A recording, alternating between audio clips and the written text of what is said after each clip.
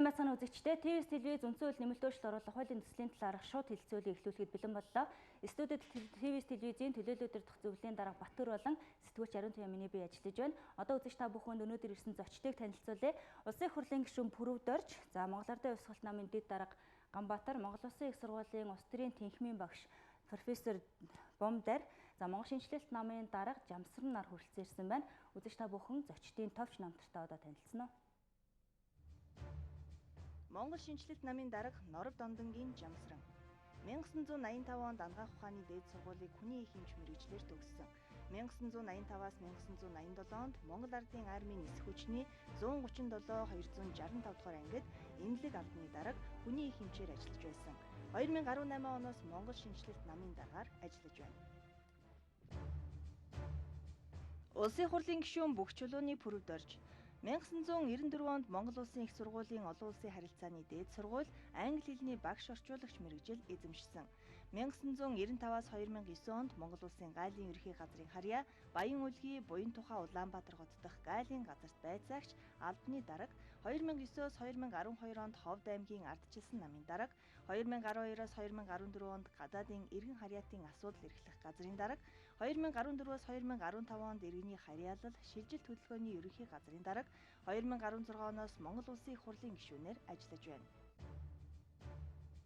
Монгол Ардын Хувьсгалт намын дэд дарга Сайнхүүгийн Ганбаатар 1970 онд төрсөн. 2012-оос 16 онд Дархан уул аймагт бие даан нэр дэвшиж сонгогдсон. Улсын их хурлын гишүүнээр ажилласан бол 2017 оны ерөнхийлөгчийн сонгуульд Монгол Ардын Хувьсгалт намаас нэр дэвшин өрсөлдсөн. Одоо Монгол Ардын Хувьсгалт намын дэд даргаар ажиллаж байна. Улс төр судлалын багш дэд профессор Давг Очрын Бомдар 2008 онд Япон улсын Токио хотод Кокушикан их сургуульд улс төр судлалын магистр, 2013 онд Япон улсын Токио хотод Кокушикан их сургуулийг улс төр судлалын доктор хамгаалсан. Ардчлал, хүний эрх, улс төрийн хөгжлийн асуудал, бодлого судлал, гадаад бодлого судалдаг. Монгол Улсын их сургуулийн шинжлэх ухааны сургууль, нийгмийн салбар сургууль, улс төр судлалын тэнхимийн багшаар ажиллаж байна. Үндсэн хуулийн нэмэлт өөрчлөлтийн талаарх ТВ-с телевизийн бэлтгэн хүргэж байгаа хэлэлцүүлгийг үзэн суугаа үзэгч та бүхэнд болон энэ нэвтрүүлэгт хүрэлцэн ирсэн зочдтой баяр хүргэе. Баярлалаа.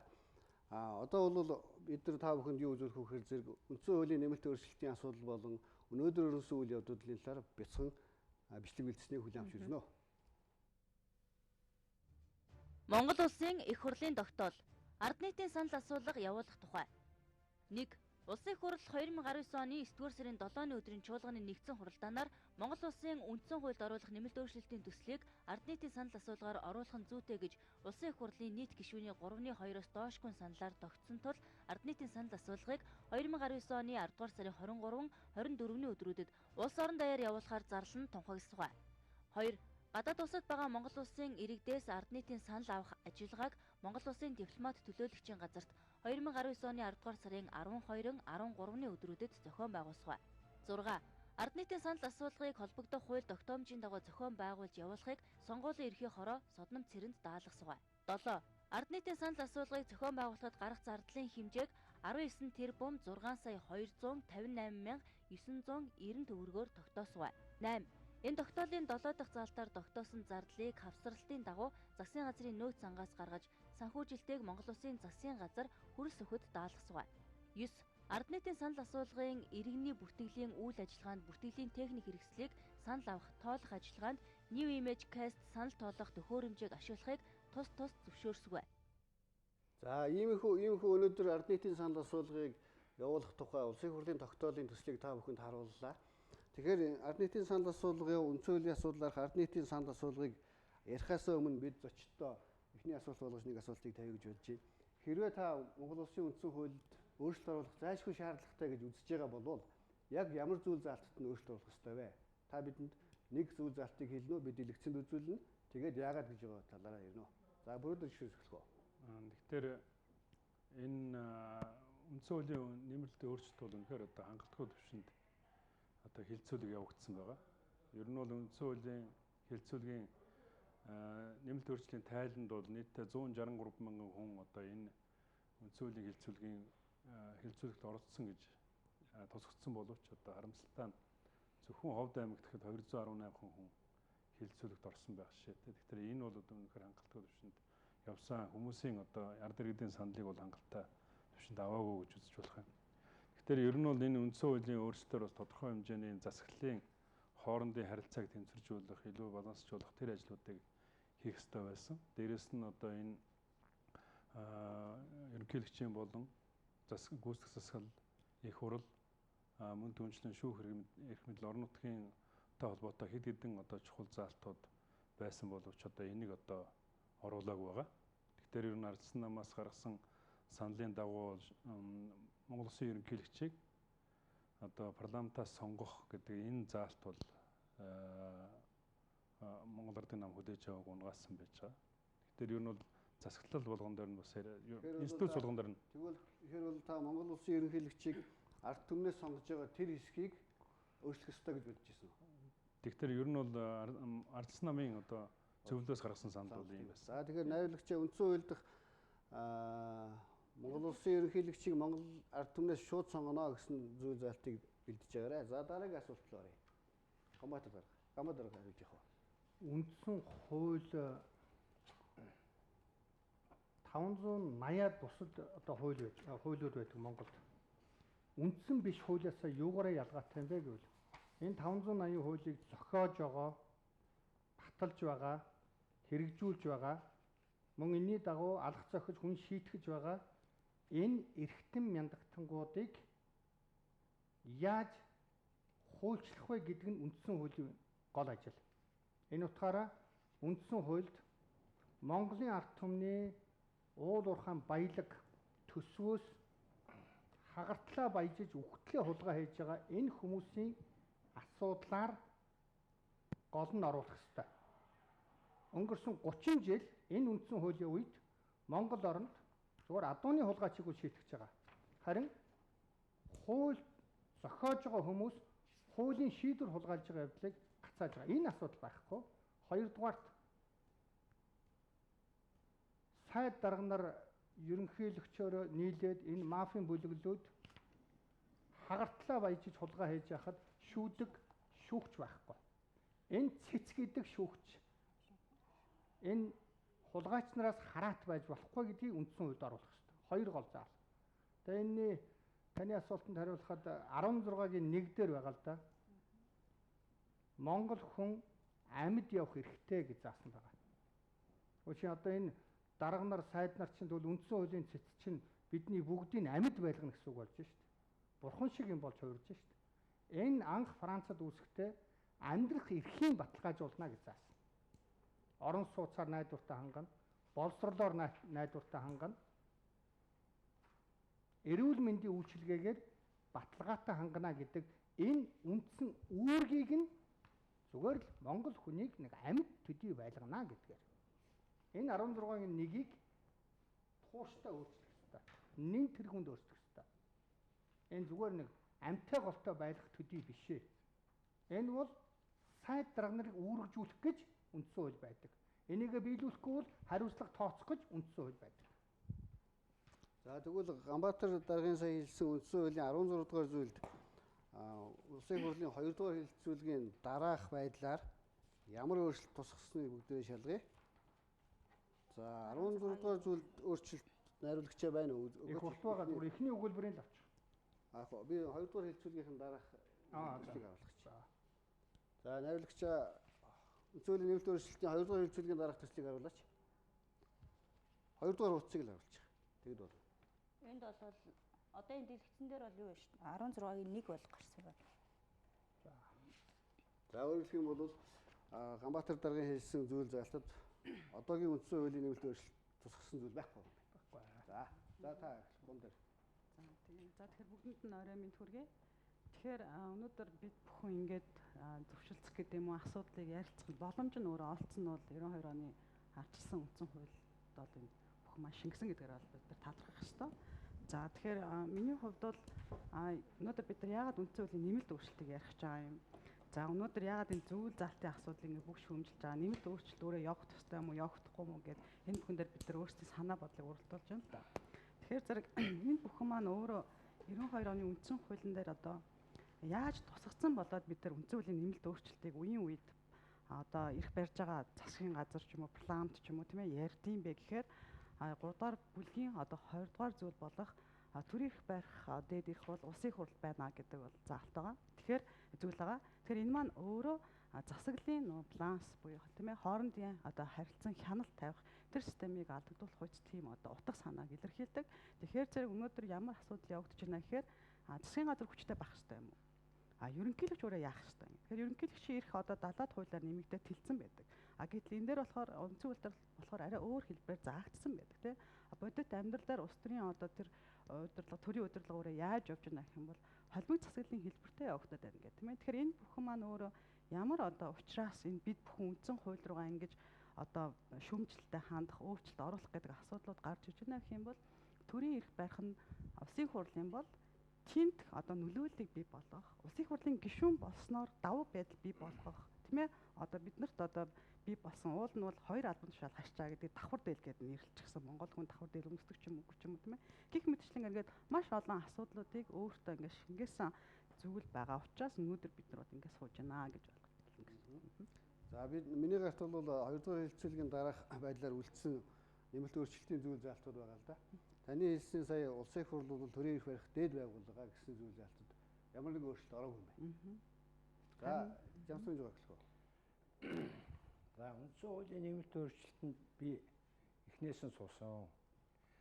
Ерөөсөө эхнээсээ чинь ерөөсөө тэр боловсруулсан улсууд нь дандаа нэг намын улсууд мань намынхан тэнд сууж байгаа боловсруулсан хүмүүс ард түмний төлөөлөл байхгүй, намын төлөөлөл байхгүй. Тэг ерөнхийдөө ерөөсөө ганцхан л асуудал байсан шүү дээ. 39-ийн 1 бусд нь бол ерөөсөө надад таалагдаагүй. Тэгээд тэрний хажуугаар нь одоо өөрснийхөө эрх ашигыг хамгаалсан, өөрснийхөө албан тушаалыг хамгаалсан, 10 жил болгоё, 5 жил болгоё, хуучтай ингийн насаар нь байлгая гэсэн ийм залтууд орж ирсэн л дээ. Эдгээр нь бол одоо маш одоо манай улсын хооронд хэрэггүй залтуудаар шал цагаа үрээд ингэж явчлаа л да. Тэгээд бид хэд бол одоо бас нэг хүмүүс нэгдээд Ихон ард түмнийхээ төлөө эхлээд 22 нам нэгдсэн. Дараа нь 17 нам нэгдээд тэгээд одоо бид нэг юм уриалга гаргаад юу яасан? Юунд их хурл өгөөд ерөнхийлөгчд өгөөд энэ болохгүй байна. Энд чи ерөөсөө нийлэхгүй байна. Ингэснээ үр дүнд одоо ерөнхийлөгч бас хориг тавиад зүтгэл зүйллээ. Одоо яг ерөнхийлөгч ард түмний ерөнхийлөгч гэдэг юугаа харууллаа. Ихтэйд бол одоо намын хоёр намын ерөнхийлөгчийг харагдаад исэн. Энэ дээр бол харин ерөнхийлөгч мөн байна. Ард түмнийхээ төлөө зогслоо. Баярлалаа гэж хэлмээр байна.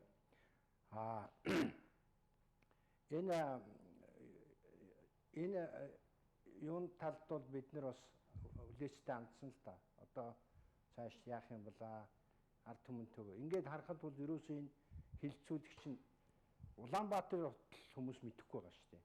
Би бас хөдөө явж исэн. Хамралтаараа уужирч явлаа, харангаа явлаа, асуухад ерөөсөө тэнд мэдчихэж байгаа юм байхгүй. Нэг ч юм байхгүй. Улаанбаатар хотод одоо ийм том суурин газар ойлгохгүй байгаа улсууд чинь яаж тэр хөдөөний улсууд ойлгох юм бэ? За тэднэрийг бас нэг зөвшөөрүүлсэн нэг арга нь байгаа шүү дээ.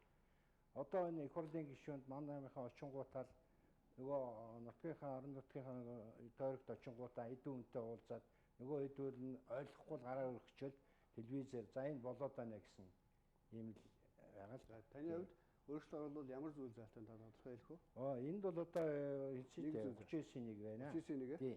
39-ийн 1. Энэ бол одоо яаж та нэг баглан байлгийн ард түмний өмч байх үйл дундын өмч байх уу гэж байна. Энэ юу вэ? Энэ бол нэг засгийн газрын гишүүн 4-өөс илүүгүй гишүүн улсын хурлын гишүүний албыг хавсран гүйцэтгэх нэ гэж одоогийн нэг биш. Уучлаарай 6-гийн 1 шүү. 6-гийн 1 үү? Тий. Бас 39-ийн 1-ийг бас яаж хэлсэн тий. 6-гийн 1 баг. За 6-гийн 1-д бол ямар нэг өөрчлөлт ороогүй юм байна. Тий. За үргэлжлүүлээ цааш. Сая би ярьж дуусах гэж дараа чинь өндарч шүү. Тэгэхээр ер нь бол нэг институт болгон дээр нь би ярьчих гэж бодож байна. Тэгэхээр ер нь бол их хурлын төвшөнд бол энэ гишүүдийн дарахын эрхийг байхгүй болгох талаар ажиллах хэрэгтэй байсан. Өөрөөр хэлбэл одоо энэ их хурлд бол маш их олон олигархууд бизнесийн төлөөлөл орж ирсэн. Бизнесээ хамгаалахын тулд орж ирдэг болсон байна. Тэгэхээр их хурлын гишүүдийн дарахын эрхийг одоо 29-р зүйлд байгаа.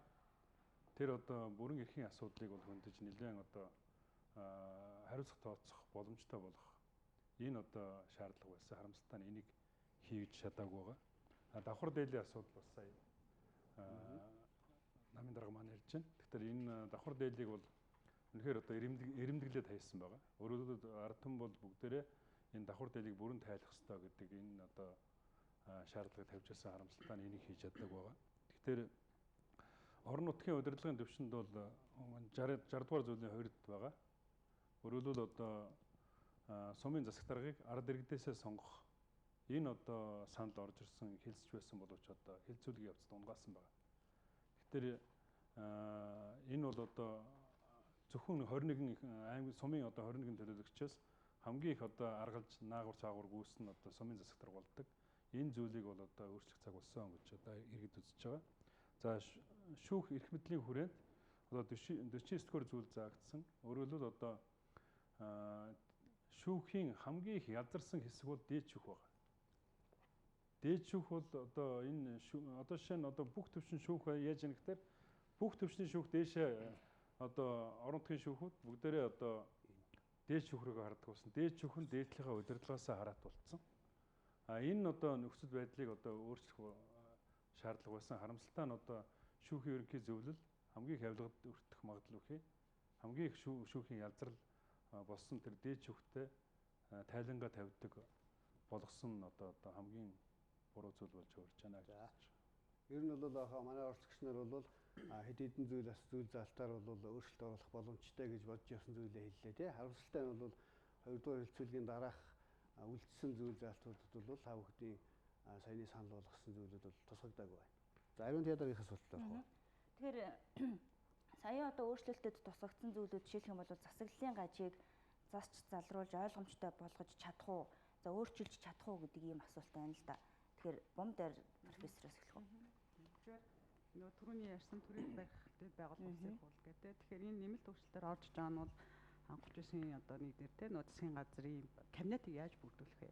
Буюу одоо судлаачдын ярьж байгаа бол конструктив зарчмыг бид нар одоо оруулж ирж байна ингээд. За мөн шүүхийн одоо ерөнхий зөвлөлийг бид даасан байдлыг хангах. За мөн ерөнхийлөгчийг бид нар хаанаас сонгох юм? За хэрвээ сонглоо ард нийтээ сонглоо гэж үзэх юм бол хэдэн жил байх ингээд нэлээдгүй бас өөрчлөлтийг бол хийж чадсан гэсэн үг тийм ээ. Тухайлх юм бол одоо яг одоо гол 5 ямаа ч юм уу те энэ бол улсын хурлын гишүүдээс томилоод бусд нь бол засгийн газрын одоо тэргүүлэгч ерөнхий сайд маань өөрөө бол одоо нэр дэвшүүлж орж ирэх зарчим гэдэг. Тэгэхээр зэрэг бид нэр өөрсдөө парламентын засаглалтай ус гэж бид нар өөрсдөө ярьж байгаа тийм. Тэгвэл парламентын засаглалтай байна гэдэг маань гүйцэтгэх мэдэл маань нэг маш ингээнээр хэлэх юм бол засгийн газарт л очих ёстой гэсэн. Тэгэхээр засгийн газар хүчтэй байхын тулд яах ёстой гэхээр одоо энэ дэр орж ирсэн нэмэлт өөрчлөлтөөр орж ирсэн кабинетыг өөрөө бүрдүүлэх эрхийг өгөх. Харин буцаад тэр кабинетыг тараах хариуцлага тооцох асуудлыг нь яаж тусгасан байг нь өөрөө энэ дээрх асуудалтай байгаа гэсэн үг тийм ээ. Тухайлх юм бол би өөрөө Японд төгссөн учраас Японд яагаад тэнд одоо 9 сар 1 жил 1.9 жил болсон мөртлөө засгийн газар ингээд солигдоод яваад байдаг мөртлөө засаглал хямрахгүй яваад байдаг одоо боломжтой байд юм бэ гэж. Тэгэхээр тэнд заалт өнцгөлн дээр заалт байдаг л да. Тухайлх юм бол засгийн газрыг огцруулна гэдгийг парламент өөрөө санал гаргаад санал асуулга явуулаад унах юм бол парламент өөрөө тарах ёстой байдаг. Тэгэхээр харилцан чек хийж баланс. Тэгэхээр хэрвээ ямар нэгэн асуудал дээр парламент засгийн газрын унана гэж орж ирэх юм бол өөртөө тарах одоо асуудал цаана явагддаг, дэмжигдэхгүй бол. Тийм учраас харилцан биенийхээ үйл ажиллагааг үргэлж хянах. Засгийн газар парламентыг тараана гэдэг асуудал бас парламент тавилаа гэж бодоход буцаад засгийн газар унах болох гэдэг энэ бүхний үндсэн хууль дээр зохицуулт хийгээд өгсөн байдаг гэсэн. Тэгэхээр тэрийг манайх засгийн гүйцэтгэх эрх мэдлийг яаж хязгаарлаж өгч чадж байгаа юм бэ энэ одоо нэмэлт өөрчлөлтөөр гэдг нь бол жоохон бүрхэг. Гэхдээ кабинет өөрөө хүчтэй байхын тулд за 5 нь яг парламентаас гарыг давхар дээлтэй байг тийм ээ. Үлдцийн өөрөө одоо ерөнхий сайд өөрөө томилдог болгоё гэдэг асуудал нь бол дэвшилттэй тал гэж бол харж байна. Тэгээ бол та яахан буруу ойлгоод байна уу? Ер нь бол засгийн газрын бүх гишүүдийг томилох томилгоо бол энэ 2-р хэлэлцүүлэг дээр үлдсэн байхгүй. Өөрөөр хэлбэл засгийн газрыг бүрдүүлэхэд бол улсын их хурл 100% шийдвэр гаргана. Засгийн газрын 5 сайд л бол одоо давхар буюу одоо давхар хааш авсаж гүйцэтгэж болохоор шүү дээ тийм үү. Тэгэхээр таны ярьсан бол арай өөр байна. Та бол гэж шүү дээ. 5 гишүүнэл засгийн их хурл өөрөө томилог үлдсэн нь ерөнхий сайд томилгоор зохицуулсан гэж. Улсын хурлын гишүүн байж олно л гэсэн санаахгүй юу? Та бас жоохон ер нь бол хамгийн их хүмүүсийн засаглалын тогтолцоон дээр асуудал үүсгэж байгаа зүйл бол гүйцэтгэх эрх мэдэл хангалттай түвшинд байж чадахгүй байгаа. Энийг гүйцэтгэх эрхлэл мэдлийг одоо ерөнхий сайдыг хүчтэй болгохын тулд яг тэр засгийн газрын гишүүдийг өөрөө одоо шийдэд оруулж ирдэг. Энийгээ одоо хэрвээ одоо гишүүдээ өөрөө асуудал гаргах юм бол өөрөө хариуцлага тооцдог. Энэ их гүйцэтгэх эрх мэдлийг өсөн шиг өгч чадахгүй. Ингээд заавал дахиад их хурл ингээд оролцоод явдаг. Ерөнхийлөгч нь бас тодорхой хэмжээгээр оролцдог. Ийм л зүйл оруулж ирж байгаа нь бас өөрөө бас энэ яг тэр ерөнхий сайдтай яг энэ зөвхөн өөрөө тэр гүйцэтгэх эрх мэдлийн ажлыг бүрэн хийх тэр боломжийг нь олгож чадахгүй болгож хувирч байгаа. Тэгтээ яг яах вэ гэж үзэх юм бол баг зэргийн ч гэсэн өөрчлөлт хийж чадсан амжилт байхгүй тийм ээ. Эдгээр нь ядаж 5 давхар дэлтэй байг. Бусд нь яах вэ ингээд те засгийн газар өөртөө бүрдүүлэх боломж өгөө гэх. Эдгээр улсын хурл тэрийг баталж өгж байгаа ч гэсэндээ тэр өмнө нь бол одоо өнөөдөр бүх одоо засгийн газрын кабинетийн гишүүд гэх юм уу сайдууд бол бүгд улсын хурлын гишүүн шүү. Тэгэхээр тийм байх бас албагүй гэдгийг энд нэмэлт өөрчлөлтөөр оруулж өгсөн гэдгээрээ бид нараас юмыг ингэж хоёр талаас нь харах хэрэгтэй гэсэн үг байна. Тэгэхээр бол сонгодог таны хэлж байгаа тэр Японы шиг тэр бие биендээ хяналт тавьдаг тэр тогтолцоог бүрдүүлж чадсангүй. Гэхдээ бол яг яахан алхам хийшлээ гэж байгаа. Тийм ямар ч байсан Ханбатар өргөсөж байна л гэсэн. За сая бол профессорын ярьсан санаан дээр бол би одоо маш зөв өнцгөөс нь ярьж байна гэж би бодож байна. Тэгээд миний байр суурь бол Франц ардын үг гэдэг л да.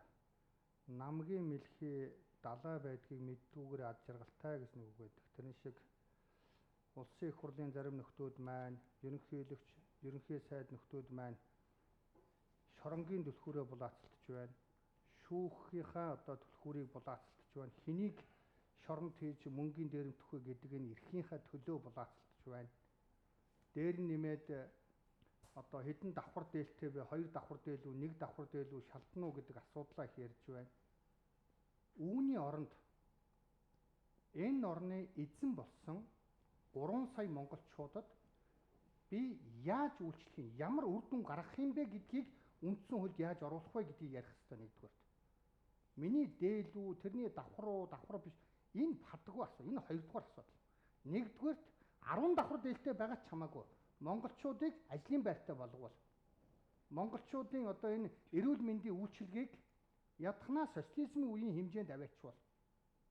Өнөөдөр ихтэй сургуулийн боловсролын үйлчилгээг та нар хардаа. Ухаантай, авьяастай хүүхэд нь боловсрол эзэмшиж байгаа биш.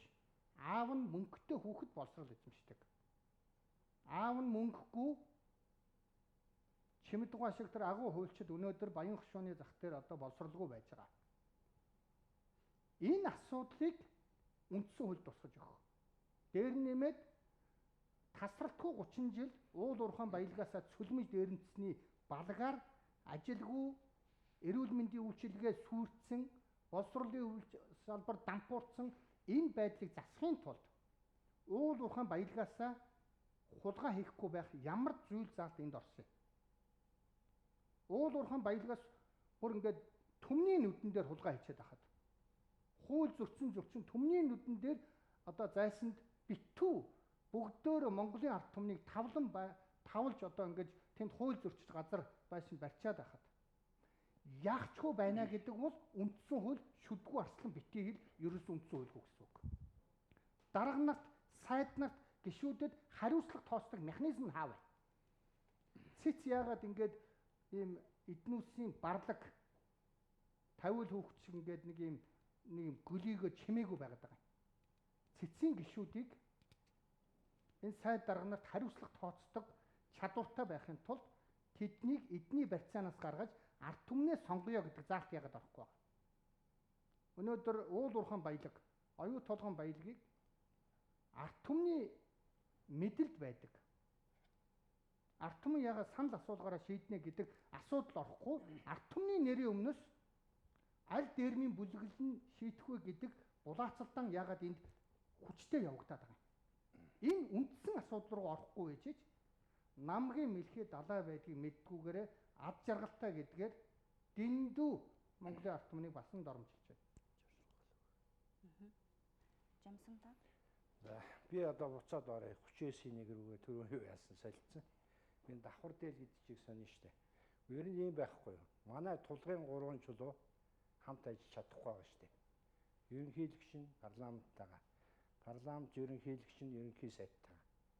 Бүгдөө эрх дарахтай л одоо 3 одоо ёсондоо 3 хаан болчоод би энийхээ үгийг ойлголцохгүй. Нэгэн дээрээс нь ерөнхийлөгч гээл нэг нь их хурлаасаа юм уу ерөнхий сайдгаа амдагдал. За хоёрдугаарт давхар дээлийг би хэлж шүү дээ. Одоо яагаад энэ сайд нар урд нь зүгээр л одоо мэрэгжлийн уусууд байсан. Мэрэгжлийн бус уусууд аваатай. Жишээлбэл эрүүл мэндийн яамн дээр одоо ямар ч мэрэгжлийн бус нэг 6хан сар болоод аваачлаа. Үлдсэн дандаа сэтгүүлч хүмүүс шүү дээ. Тэгээ сэтгүүлч юу гэхээр томилгооны л усууд шүү дээ. Сэтгүүлч хүн яаж эрүүл мэндийн байгууллагыг удирдах юм бэ? Удирдахгүй шүү дээ. Тэгээд эдний чинь давхар дээл гэдэг чинь байна шүү дээ. Нөгөө нэг сайд чинь ерөнхий сайдын үгэнд орохгүй. Зүгээр телевизээр юм очоод нэг хараад гэл ингэж яснаа. Сүүлдээ би ч одоо ерөөсөө юу шүү дээ. Их хурлын гишүүн шүү дээ. Юу гээд байгаа юм гээд. Ийм учраас ер нь бол манайх шиг юм буураа ийм оронд бол ер нь давхар дээл хэрэггүй. Ерөнхий сайд нь тэр хэдэн сайдгаа одоо захираад ажлыг хийлгдэг. Ажлаа хийж чадахгүй бол хамт огцордог. Одоо манайх ерөөсөө хамт огцорхоо гэсэн шүү дээ. Сайдууд нь хэрэг хийгээл яадаг. Тэгээд байж л байдаг. Тийм. Одоо ийм байж шүү дээ. Ийм болохоор бол яаж тэр ерөнхий сайд чинь ажлаа хийх юм? Яаж их хурал чинь дээрээс нь даргалаа хийж чинь ерөнхийлөгчний юм бэ? Энэ бол ажлын уялд авахгүй.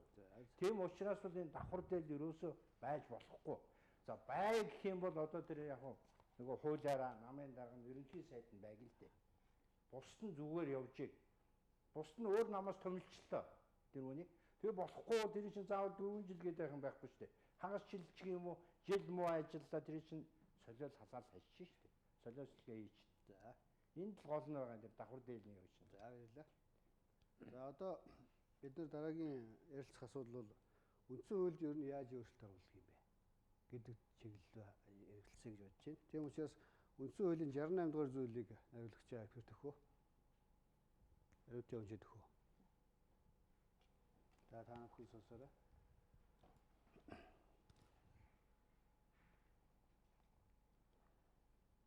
Энэ бол нөө санал асуулгатай холбоотой заалт байгаа. За 68 дугаар зүйлийн 2 үндсэн хууль нэмэлт өөрчлөлт оруулах асуудлаар улсын хурлын гишүүдийн 3-аас 2-оос доошгүй саналаар нийтийн санал асуулга явуулж болно. За санал асуулгыг үндсэн хуулийн 25 дугаар зүйлийн 1 дэх хэсгийн 16-д заасан үндслийн дагуу явуулна. 25-ын 1 бол нөө улсын хурал нэмэлт үндсэн хууль нэмэлт өөрчлөлт оруулах гэдэг ийм заалт байгаа. За өөрөлдөх юм бол энэ үгсийн хөр зэрэг үндсэн хуульд нэмэлт өөрчлөлт оруулах асуудлаар ард нийтийн санал асуулга явуулж болно. Ард нийтийн санал. Өөрөлдөх юм бол үндсэн хуульд нэмэлт өөрчлөлт оруулахынхаа өмнө ард нийтээс асуучаад үндсэн хуульд өөрчлөлт оруулах юм уу? Үндсэн хуулийнхаа төслийг 2 дугаар хэлцүүлэг хүртэл нь явуулчаад ард түмнээс асуух юм уу гэж асууж байгаа. Энэ үндсэн хуулийн заалтыг та юу гэж ойлгож байна? Тэгэхээр ер нь бол ардсан намын шаардаад байгаа зүйл чинь энэ шүү дээ. Тэгэхээр өөрөөр хэлбэл нөгөө үндсэн хуулийн хэлцүүлэг маань гурилдаад өнгөрсөн байхгүй. Тийм учраас тодорхой хэмжээгээр яг энэ ард иргэдээ бүгднийг оролцуулаа. Яг энэ үндсэн хуулинд ямар өөрчлөлтүүдийг оруулах нь зүйтэй юм бэ гэдгээ эхлээд санал асуулга явуул гэсэн. Харамсалтай нь өнөөдрийн эрх баригч бол энэ 2 дугаар хэлцүүлгээ дуусчаад санал асуулга явуулж байгаа. Одоо санал асуулга явахтаар яах вэ гэхээр ямар үр дүн гарах вэ гэхээр одоо санал асуулгын явцсанд одоо дэмжинэ гэж шийдвэр гарах юм бол энэ одоо үндсэн хууль шууд батлагтаад явна. Ерөнхийлөгч хориг тавих шаардлага байхгүй. Үндсэн хуулийн цэцэг хянахгүй. Тэгээ шууд одоо ерөнхийлөгч батламж гаргах шаардлагагүй. Ингээд шууд батлагтаад явна. Тэгэхээр өнөөдрийн Монгол Ардын нам бол энийг хүчинд ч хийхээр шийдсэн. Өөрсдөө хүссэн өөрсдийг 64-уулаа хийж авчаад одоо бусад хүмүүсийн оруулах тэр зүйлийг бүгдийг хаах ийм нөхцөл байдал руугаа орж байгаа.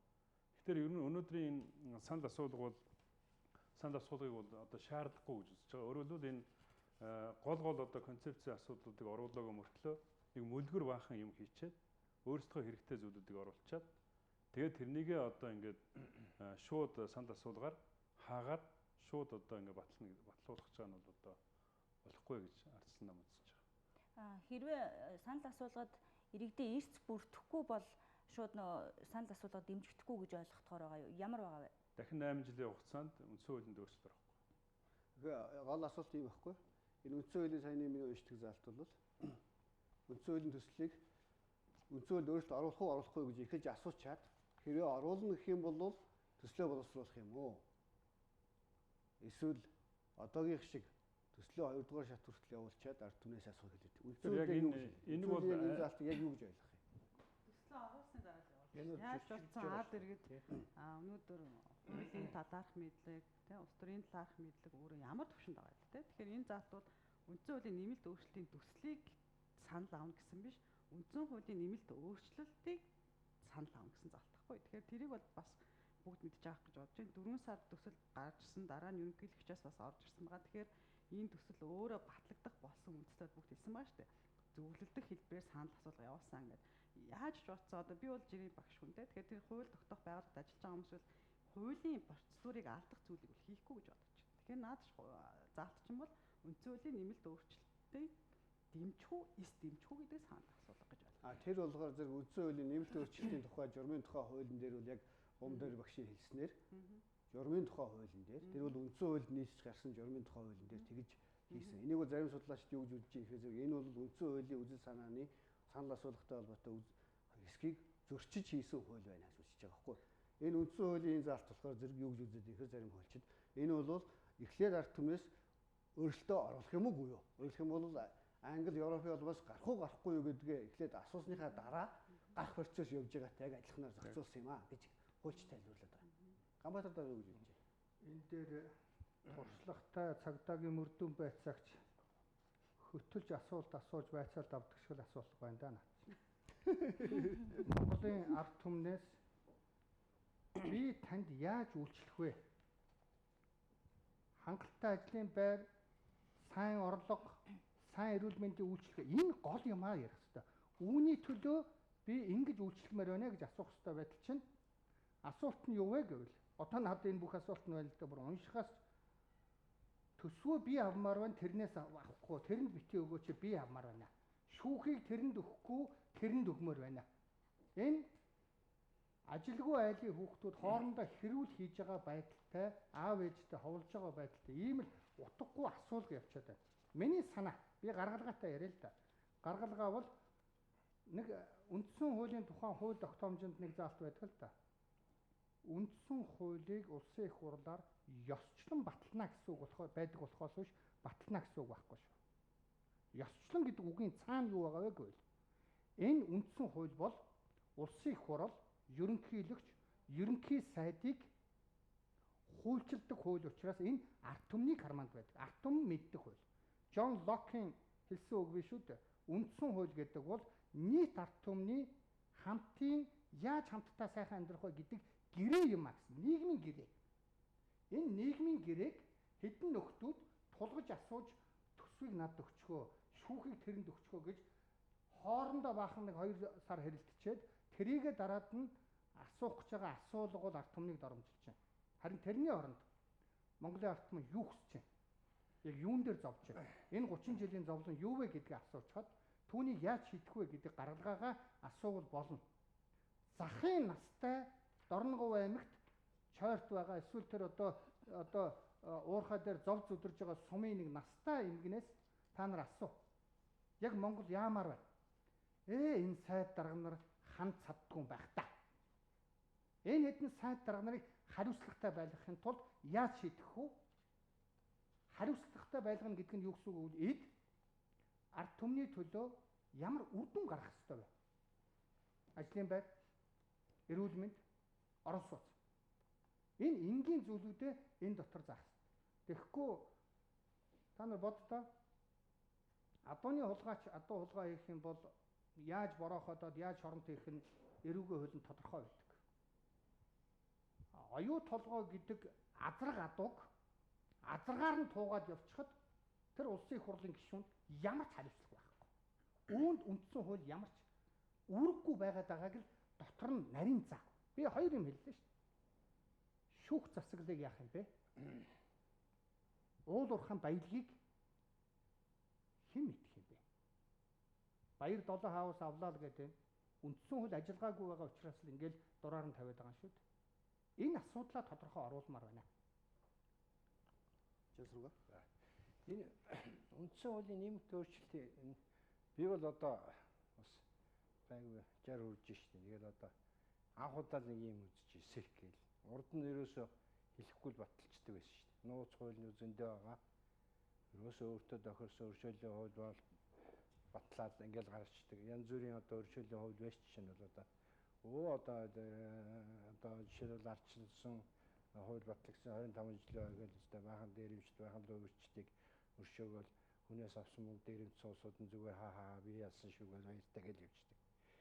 Ийм юмд эргэж харахгүй зүгээр одоо ард түмэн одоо гаваад дээр дарга юу байна л та. Зүгээр одоо энд нэг ганцхан юм оруулчаад хажуугаар нь одоо өөрснийхээ тэр байр суурь, өөрснийхээ юмыг авч үлдэх гээд, өөрсдийнхээ засаглалыг бэхжүүлэх гээд, нөгөө хулгай хийсэн улсуудаа хамгаалаад тэгээд гарын өргүүлэх гээд. Тэгээд одоо зөндөл хүмүүс ярьж байгаа шүү дээ. 76 хүн гэдэг чинь ер нь энэ хууль гэдэг чинь шүү маш хэцүү шүү дээ. Яагаад тэр 76 гишүүнийг сонгож байгаа юм? Тэр 76 гишүүн чинь Монгол улсын төлөө л тэр ард түмний төлөө чинь ингээд хууль боловсруулж байгаа улсууд шүү дээ. А нөгөө хууль боловсруулж байгаа улсууд нь тэр дотор нь алуурчин байж яадаг. Тийм ээ? Хулгайчуд байж яадаг. Хүчингийн эрхтэй улсууд байж яадаг. Үгүй байхгүй юм алга шүү дээ. А нөгөө улсууд ч одоо дор хаяж биш нөгөө саяны тэр нөгөө юу авлагч ч одоо тэр гишүүн чинь Конопо эсрэгэл дарна шүү дээ. Тий? Та нарыг хамгаалнаа, бидний эсрэг дараарай гэд ингээд ийм боловсруулаад ингээд байгаа шүү дээ. Ингэхээр бол энэ ер нь гадаадын юм жоохон харахгүй байгаа шүү дээ. Битгий хулгай хийлтэй яг харъя л та. Зарим нь авъя. Тэгэхэд энэ санал агуулгах чинь жилийн хугацаанд явж байна. Манайхан зүгээр 2 сарын дотор бичигнүүлчихэд би дөрөв хэллээ шүү дээ. Хөдөө удлаа зураг авахуулаад хэдэн хөдөөний улсуудад тойрч гарын өргүүлээд энэ болчлоо гэд. Энэ бол гүй. Би бол одоо ингэ санаж байна. Энэ санал асуултыг ерөөс баримт ойлгох хэрэгтэй юм. Хайрын мөнгө. Өчигдөр одоо ярьж штеп. 3 тэрбум төв, юу вэ 30 тэрбум төв, 29.5 тэрбум төв. Тэр хаанхын мөнгө бидний Германы татварын мөнгө явах гэдэг. Тэрийг хүрхгүй гэтэл одоо хаашаа явж мөнгө хайх гэдэг юм бэ? Мэдхгүй. Гэхдээ ингэж зов зүдэрч яхаар болчих. А эсвэл энэ чинь заавал мөнгөөр явуулаад асуудал байхгүй шнэ. Энэ олон намтай гэж ад үзээд шүү дээ. Бүх намуудаас хүн явуулаад за ингээд саналыг аваад иргээд. Эднэр өөрснөө хийх юм бол бодлоо шүү. Одоо засаг дарган, баган бүх аймаг сумд нь захиргаанд одоо нэг намыг хариад байгаа шүү дээ. Өө бичээд ирээрээ ингэчлээ. Тэрийг эднэр ингэж харуулж яснаа. Өө зөвшөөрчлөө гээл одоо манай гишүүний хэлдэг шиг ингээд баталчихна. Ийм учраас бол би энийг бол эсгүүч байгаа. За. Үндсэн хуулийн нэмэлт өөрчлөлтийн төслийг би бол үндсэн хуулийг яаж өөрчлөх юм бэ гэж сайн асуусан. Одоо бол миний дараагийн асуулт бол үндсэн хуулийн нэмэлт өөрчлөлтийн төслийг ард түмнээс асууж шийдвэрлэх гэж байгаа нь улсын хурлын хариуцлагаас зогтоож байгаа хэрэг мөн үү? Өөртөө батлах боломжтой. Уг нь бол 3 дугаар хэлцүүлгээр батлах боломжтой тийм ээ гэж нэ. А гэхдээ дараагийн нэг хөлбөр өөр нэг хөлбөр нь бол тэр төслөө ард түмэнд авчиад батлуулах гэсэн хуультай эднэр. Яагаад энэ аргыг сонгов? Тэгэхээр ер нь бол ард иргэдийн хүсэж байгаа зүйл бол ер нь хариуцлагын тухай асуудал байгаа. Энэ хариуцлага өөрөөр хэлбэл одоо юу гэдэг их хурлын гишүүдээс хэсгүүлээд хариуцлагын асуудлаа өөрсдөө хэлж тавиач гэдэг. Өөрөөр хэлбэл 49 жидүүчин байж байна. Баахан тендерийн, баахан концессийн хүмүүс байж байгаа. А энэ хүмүүст хариуцлага тооцсон ихтэй дархан ирэх нь саад болдог. Та хүн бүгдээрээ мэдж байгаа прокуророос оруулж ирсэн жидүүгийн хэдэн одоо их хурлын гишүүдийг их хурд авч үлдсэн байгаа. Тэгэхээр ер нь бол миний хэлээд байгаа зүйл бол тэр их хурлын гишүүний дархан эрхийг нь авч явах тухай асуудал хамгийн чухал байна.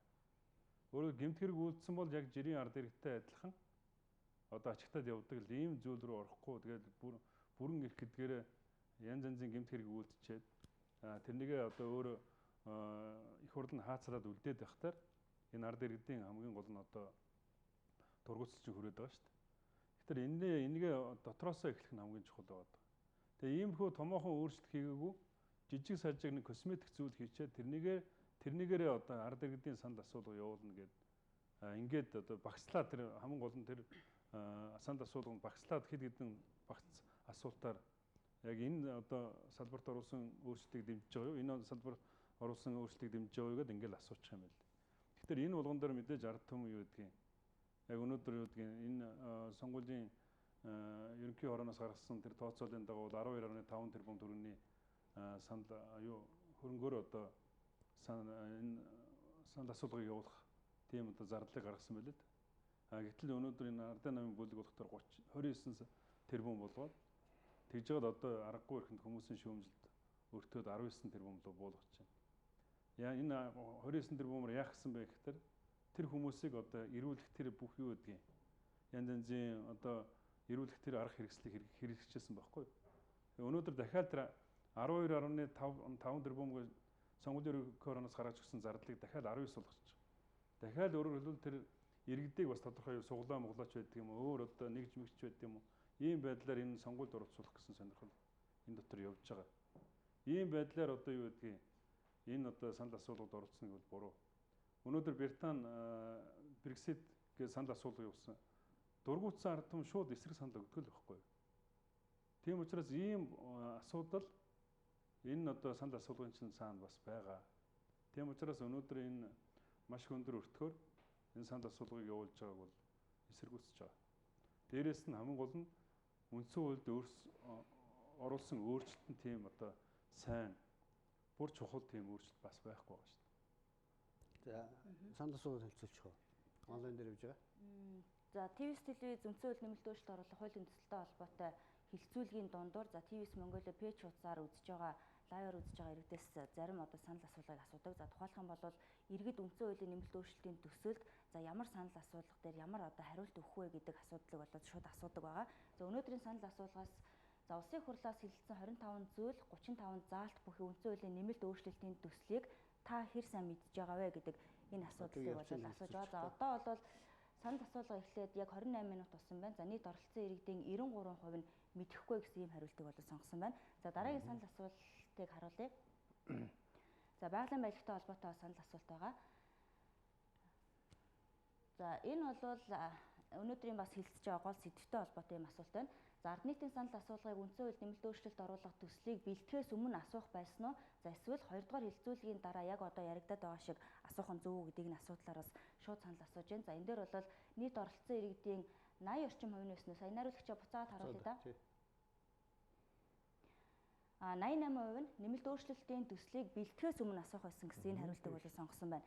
За дараагийн санал асуултыг харуулъя. За энэ бол байгалийн баялагтай холбоотой. Байгалийн баялаг төрийн нийтийн өмч байх уу, ард түмний дундын өмч байх уу гэж асуусан. За нийт оролцсон иргэдийн 82% нь бол ард түмний дундын өмч байх нь зөв гэсэн энэ хариултыг сонгосон байна. За энэ бол ТВ-с Mongolia пэйж хуудасаар үзэж байгаа иргэдээс шууд санал асууж байгаа. За учир нь бол ард иргэд үндсэн хууль нэмэлт өөрчлөлт оруулах асуулт. За тэр дундаа зүйл заалтууд дээр хэр сайн мэдж байгаа вэ? За өнөөдөр яг 2 дугаар хэлэлцүүлгийн дараа өөрчилж байгаа 35 зүйлийг бол иргэд бүгдийг нь сайн мэдж гэнэ үгүй гэдэг дээр бол сая шууд иргэдээ оролцсон энэ байдал бол харуулж байгаа гэж бодож байна. За дараагийн асуултаа явуулах уу? Энэ дээр хоёр зүйлээр хариулмаар байна. Энэ үндсэн хуулийн одоо энэ ард түмнээс асуух асуулт нэг баярлаад ах зүйл биш л дээ. Тэднээс тэр чигээрээ төрч өгөөд ловроо хийчих гэхлээр нэг жоохон зогссоёгээ санаа зовсон байх нэгдүгээр зүйл. Хоёрдугаарт тэд хоорондоо эрх мэдлээ булаацалсан. Шүүхийн хараат бус байдал гэдгээр л одоо сүүлийн 2-7 хоног маргалдлаа шүү дээ. Шүүх эрх буюу одоо хүнийг шоронд хийдэг эрхээ хэний бүлэг нь авах вэ гэдэг дээр булаацалтлаа. Тэгэхээр энэ бол ноцтой асуудал. Тэгээд одоо татсан, хуваагдсан гишүүдийнхээ амыг барьж чадхаа болоод ард түмний одоо ам хамрыг нь хэдэн төгрөгөөр хуурж авна гэсэн тийм ойлголттойгоор эднээс явж байгаа бол Монголын ард түмнийг эднээс ингэж дутуунж болохгүй гэж би бодож байна. Тэгэхээр ялихгүй зусар баяжхал саад гэдэг шиг энэ арчаагүй үйлдэл нь 30 тэрбум төгрөгөөр бидний карманаас мөнгө гарах гэж байна. Тэгэхээр хамгийн гол зүйл гэвэл асууж байгаа асуулт нь одоо жишээ нэг хүүхэд даалгавраа хийчихэд та энийг нэг засаад өгөөч гэдээ ирэх юм бол 90% засах маягтай байх юм бол тэр чи засах юм болтохгүй шнэ 5-10% нь засдаг. Ийм утгагүй асуулт болгоно өөрсдийнх нь эрх мэдэл засаглал энэ тухай байгаа юмн дээр ард түмэн хариулахад хүнд. Ард иргэдийн хамгийн санаа зовж байгаа зүйл миний итгэж байгаагаар иргэдийн санаа зовж байгаа зүйл уул уурхайн баялгаас хулгай хийхгүйгээр уул уурхайн баялгаас хүмүүс ашиг шимийг хүртэж ажлын байртаа болмоор байна. Энэ асуудлаар энэ дотор нэг ч юм байхгүй. Тэгэхээр энэ зүйлд одоо ер нь энэ асуулганд яаж хариулах юм бэ? 90% засахаар тийм юм асууж байгаа бол тэр чинь Улаанбаатар 90% ирээлттэй нь биш, шинээр гэрийн даалгаврыг хийгээд өгсөн хамаагүй болно шүү дээ. Түүнтэй адилханаар энэ санал асуулганд Монголын ард түмэн зарим нөхдийн зарим сонгуулиар нөө биеэ үнэлдэг шиг 60-70 мянгаар биеэ үнэлэхгүйгээр үр хүүхдийнхээ төлөө ирээдүүлэхийн төлөө хатуу хариулт өгнө гэж би итгэж байна. Зөвхөн би санал асуулган дээр нэг юм хэлж. Би арай жоох удаа ярих вэ санаа зовж байна. Бүгд найрамдах Монгол улсын дээд хууль гээд бүтэн 2 жил Монголын ард түмнээс одоо инквайри дарга тэргүүтээ Монголын шилдэг хуульчид боловсруулсан энэ хуулийн төсөл байгаа. Гэхдээ эднийг энэ улсын хурлыг яагаад авч ялцаж энийг санал асуулганд оруулахгүй байгаа юм бэ? Зөвхөн л өөрийнхөө эрх мэдлийн тухай оруулах гэдэг. Энэ арчаагүй байдал дээр Монголын ард түмэн маш ухаалгаар бодож байгаа гэдэгт би итгэлтэй байна. За бомдэр. За тэгэхээр яг ер нь үндсэн хуулийн нэмэлт өөрчлөлтийг одоо судлаачийн үүднээс харах юм бол популизм үүсэх үедээ гэж юу харж ирсэн л да. Яагаад гэвэл хүн болгон одоо нэмэлт өөрчлөлт оруулна гэх юм бол улс төрийн намууд, улс төрчид, судлаачид, хууч юу гэдэг те хэвлэл мэдээллийн ямар нэгэн байдлаар нийгэмд бол зөв буруу гэдэг ч юм дээ популизм бол гарч ирэх нэ гэдэг одоо зүйлийг бол харж ирсэн да. Тэр бол ерөнхийдөө бол явагдах байх. За хоёрдугаарт нэг юм зүйл байгаа л да. Үндсэн хууль өөрөө нэмэлт өөрчлөлт хийгдэх ёстой юу, хийгдэх ёсгүй юу гэдэг ихлээр асуудаг. Тэгээс энэ заалт гэдэг юм бол олгосон туршлага байхгүй. За тэгвэл ард түмэн дэмжиж байгаа юм байна. Үндсэн хууль өөрөө нэмэлт өөрчлөлт явагдах ёстой юм байна гэдэг. За одоо энэ нөхдүүд авсан аагүй гэдэг одоо би одоо хэлж мэдэхгүй байна. За тэгэхээр тэгвэл нэмэлт өөрчлөлт хийгдэх ёстой гэдэг зүйлийн зөвшөөрөл семинар дэргэд 50-аас дээш хувь. За тэгвэл төслөө оруулъя. Ягаад гэвэл мэрэгсэн баг орж ирэх ёстой. Ард иргэд мэдэхгүй. Өнөөдөр энэ дээр баялаг юуны өмч байна гэдгийг үндсэн хуулиа уншсан юм байд юм уу? Маш цөөхөн байхгүй юу? Хэдэн улс төрчид хэдэн одоо хэвлэл мэдээллийн мушигсан мэдээллийг сонсдог болохоос биш судлаачид нь юу гэдэг байгаа яг бодит мэдээлэл нь юу юм гэдэг зүйл дээр огт иргэд энэ дээр анхаардаггүй. Тэгэхээр энийг яагаад ярихгүй байгаа юм тийм ээ? Тэгэхээр зэрэг хэрвээ энэ үндсэн хуулийн нэмэлт өөрчлөлт нь ард иргэдийн хүсэж байгаа зүйлийг засаж чадахгүй биш юм бол мэдээж үгүй гэдэг санал өгнө. Засаж чадах юм байна гэдгийг мэдэх юм бол тийм гэдэг санал өгнө. Тэгэхээр энэ нэмэлт өөрчлөлтийг одоо хийнэ, санал асуулга явуулна гэд планд нь баталчихж байгаа юм бол энэ өөрөө юуг өөрчлөх гэдэг байгаа юм. Яах гэдэг байгаа юм гэдэг дээр харин илүү фокус өгсөн дээр. Тэгхгүйгээр дахиад бид нэр засаглалын хямрал руу дахиад 8 жил гацсан энийг өөрчилсөн ч өөрчлөөгүй байсан ч гэсэн бид нар хаашаа хүрэхээ мэдэхгүй байгаа гэх юм бол надад ч гэсэн харамсалтай. Би ч гэсэн маш өндөр татвар төлөгч тийм ээ. Тийм учраас энийг бол эрүүлэр харах хэрэгтэй. Хин нэгэн ашигтай одоо би юу гэдэг энэ ингэж ярих юм бол надад илүү одоо point орно гэж тэр талаас нь харж болохгүй. Энэ өөрөө нийгмийн гэрээ гэж хэлж байна. Нийгмийн гэрээ. Та нарыг бид нар ийм засаглалаар, ийм сайхан амьдралыг, ийм боломжоор бид нар өхийг хүсэж байгаамаа иргэд зөвшөөрч гэнэ гэдэг бид нар гэрээ хийчихсэн гэсэн. Тэрийг зөвшөөрсөн 92 он. Тэгвэл өнөөдөр яагаад гацаад байгаа юм? Юунд болох байгаа юм? Яаж сайжруулах юм? Дахиад тэгвэл гэрээ хиймээр байна. Засмаар байна. Тэрийг та нар ойлгож байна уу гэдэг асуудлыг бид нар илүү ярих хэрэгтэй байхгүй. Тэгэхгүй одоо юу гэдэг ярдгал нөгөө уул уурхаа, ярдгал нөгөө давхар дээл, ярдгал нөгөө шүүх засал гэдээ унах юм бол энэ бидний тамийн тоогоо арилахгүй те 30 жил болж байна. Би бас сайхан амьдрмаар байна гэдэг л одоо зүйлийг хэлмээрээ. Би санал асуулгыг нэр сонь шүү дээ. Энд чинь эхлээд асуух хэрэгтэй байхгүй. Жил асуун шүү дээ. Юун 3 сар. Тэгээд боловсруулчаад яг ард түмэндөө одоо ашигтай юмыг за энэ чи хийж өгье гэдэг. Тэгэхгүй өөрснийхээ ашигтай юмыг хэдхэн хүн яачаад тулгаар батлах гэдэг байгаа байхгүй юу? Энэ чинь болохгүй шүү дээ. Тэгээ хугацаа олж нэдэн. Хугацаанд бол одоо бид нэр одоо өсөд өгчихгүй шүү дээ. Тэгээ ер нь бол би бодож байгаа хгүй энэ 50 одоо нэг сонгуулаа явуулчих. Сонгуулийн дараа шинэ улсууд гарч ирэх юм жийл да. Одоо энэ 76 хийхгүй. Эсрэг коноп дарна. Тэгээ энд нэг ганцхан юм байна шүү. Одоо айгаад ихэлсэн заа. Яагаад айхвэр нөгөө намуудын чинь болийг бараг тушаал гаргаа хусаа хийчих. Ерөөс 5 намтай байж. Тэгээ одоо нэг 2 нам орж ирвэл энэ нэс тэр 2 3 юмыг осчи ахаал цааш нь хоёулаа төр яриад тэгэл жүжигээ тоглоод хушигнгийн ардалт 50 40 сая яриад ингээл байж. Ингээл дуусгачих. Ийм бодолтой. Тэгэхээр бус улсуудыг хар л та танаа. Заавал 2 нам дээр нэг 7 10 нам орж ирээд эдний чинь дотроос нь болиоч чи өөй гэд байхгүй бидний гичнээн талбай дээр хашгираад гичнээн суулт хийгээд яах ч. Тэгээд бид нар нэг айж байгаа байхгүй. Хоёрдугаар асуулт нь бол яагаад одоо энийг мөнгөөр хийх гээд байгаа юм? Бус улсууд чи мөнгөөр хийдгүй шүү дээ. Одоо юм хөгжсөн байна. Мессеж бичээл асуугаал явуулаад чи яагаад мөнгөгүй? Заавал одоо бүх юмд л мөнгө. Сонгуул хийхдээ энийг ашиглая л да. Одоо сонгуул жилийн дараа боллоо шүү. Ахаад мөнгө гаргахгүй. Ахаад таанаас олж явах юм. Гэхдээ манайх нэг сони юм бид. Одоо тэр хинтийн сонгуулийг л харалт байна. Хэдэн жил болж байна. Гэхдээ ингэж мөнгө байхгүй. Тэгээд ийм маргаантай.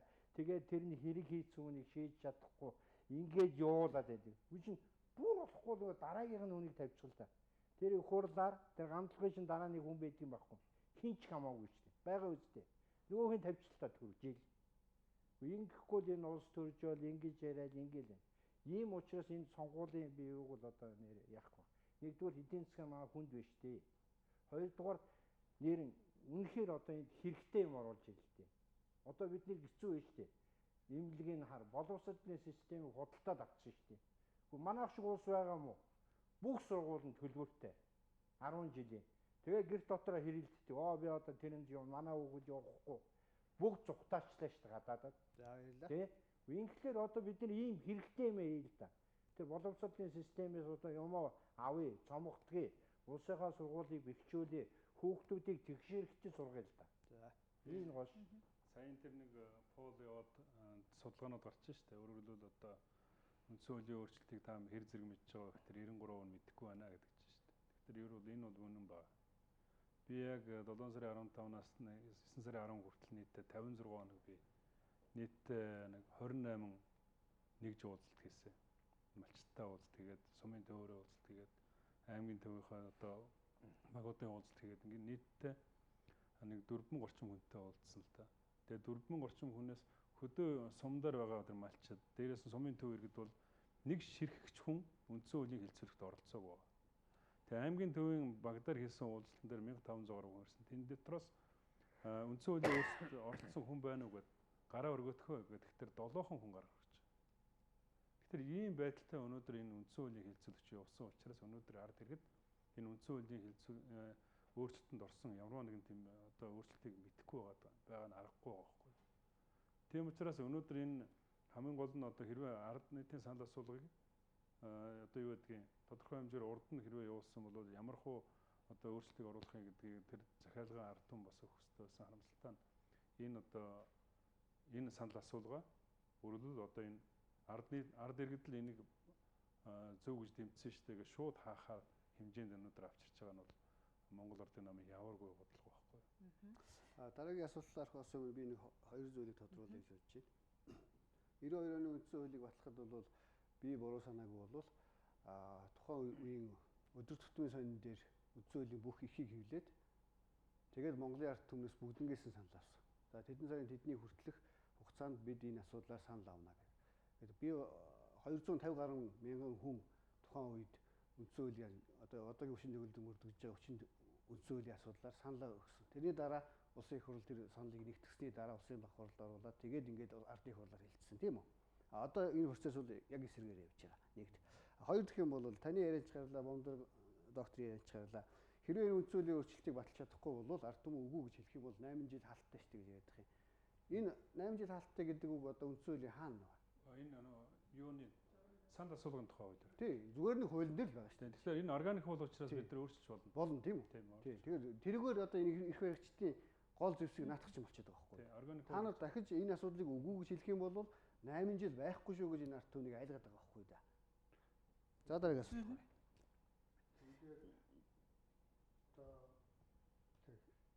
Одоо энэ үндсэн хуулийн өөрчлөлт санал төслийг гарч ирсэн болгоныг бид нэг эсэргүүцээд, задлан эсэргүүцээд наад чин буруу л гэдээ орлоод байгаа улсууд биш шүү дээ. Бид өөрсдийн хувилбартай 2 жил АБ-гүй энийг ард түмэнтэйгээ ярьж хэлэлцсэн хувилбартай.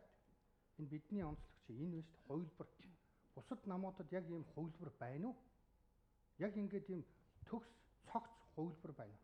Энэ дээр заасан зүйл уул уурхаан баялаг нийт ард түмний дундын өмч байна гэж заасан. Энэ үг Норвегийн хуулинд байдаг, Чилийн хуулинд байгаа. Энэ ганцхан монголчууд нөгөө бид чинь ингээл хамаагүй яриад судалгаатай ярьж байгаа. Хоёрдугаарт хэрвээ шүүх засаглал дарга нарыг одоо ингээл дандаа толгойг нийлээл хам хоригтнууд болоод хам хулгай хийгээд байгаа бол яах вэ? Энд асуудлыг бид гаргасан. Шүүгчийг, цэцгийн гишүүдийг ард түмнээсээ сонгоё. Өнөөдөр ерөнхий сайд цэцгийн 3 гишүүнийг тавьснараа ерөнхий сайдыг тойрсон бүлэглэл дархлагдсан хулгайч нар болж хувирж байгаа. Ерөнхийлөх цэцгийн 3 гишүүнийг тавьснараа юу ч хулгай хийхэд бэлэн болж байгаа. Улсын их хурлын дарга ялгаагүй. Тэгэхээр энэ шинэ юм яриаггүй шүү дээ. Социализмын үе гэсэн шүүгчийг ард түмнээс сонгодог байсан.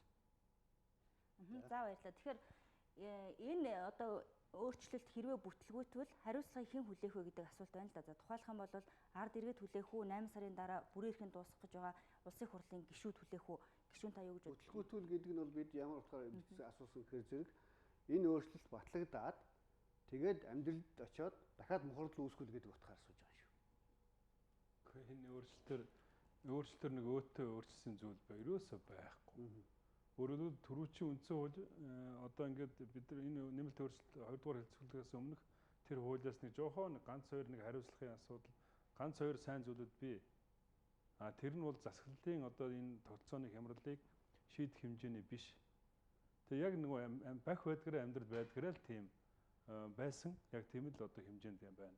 Зүгээр нэг мөлийлгсэн тийм л өөрчлөлт. Реформын шинжтэй өөрчлөлт огт байхгүй. Тийм учраас энэ амьдрал хэвийн явдгаараа л явна. Нөгөө нэг гацаанууд байдгаараа байна. Нөгөө нэг төрөний хилдэг хонглын төрөхийн эзэн байх уу гэдэг тэр зодон хөврөөл байж байна. Тэгээ энэний төлөө бүхэл бүтэн 19 тэрбум төгрөгийн зарц хөрөнгө гаргаад ард нийтийн санал асуулгыг явуулах шаардлага байхгүй байхгүй. Хариуцлагыг хэн асуултанд би хариулъя. Хариуцлагыг Монгол Ардын нам хүлээн шүү дээ. Энэ асуултанд үндсэн хуулийг ард түмнээсээ ингээ асуулаа.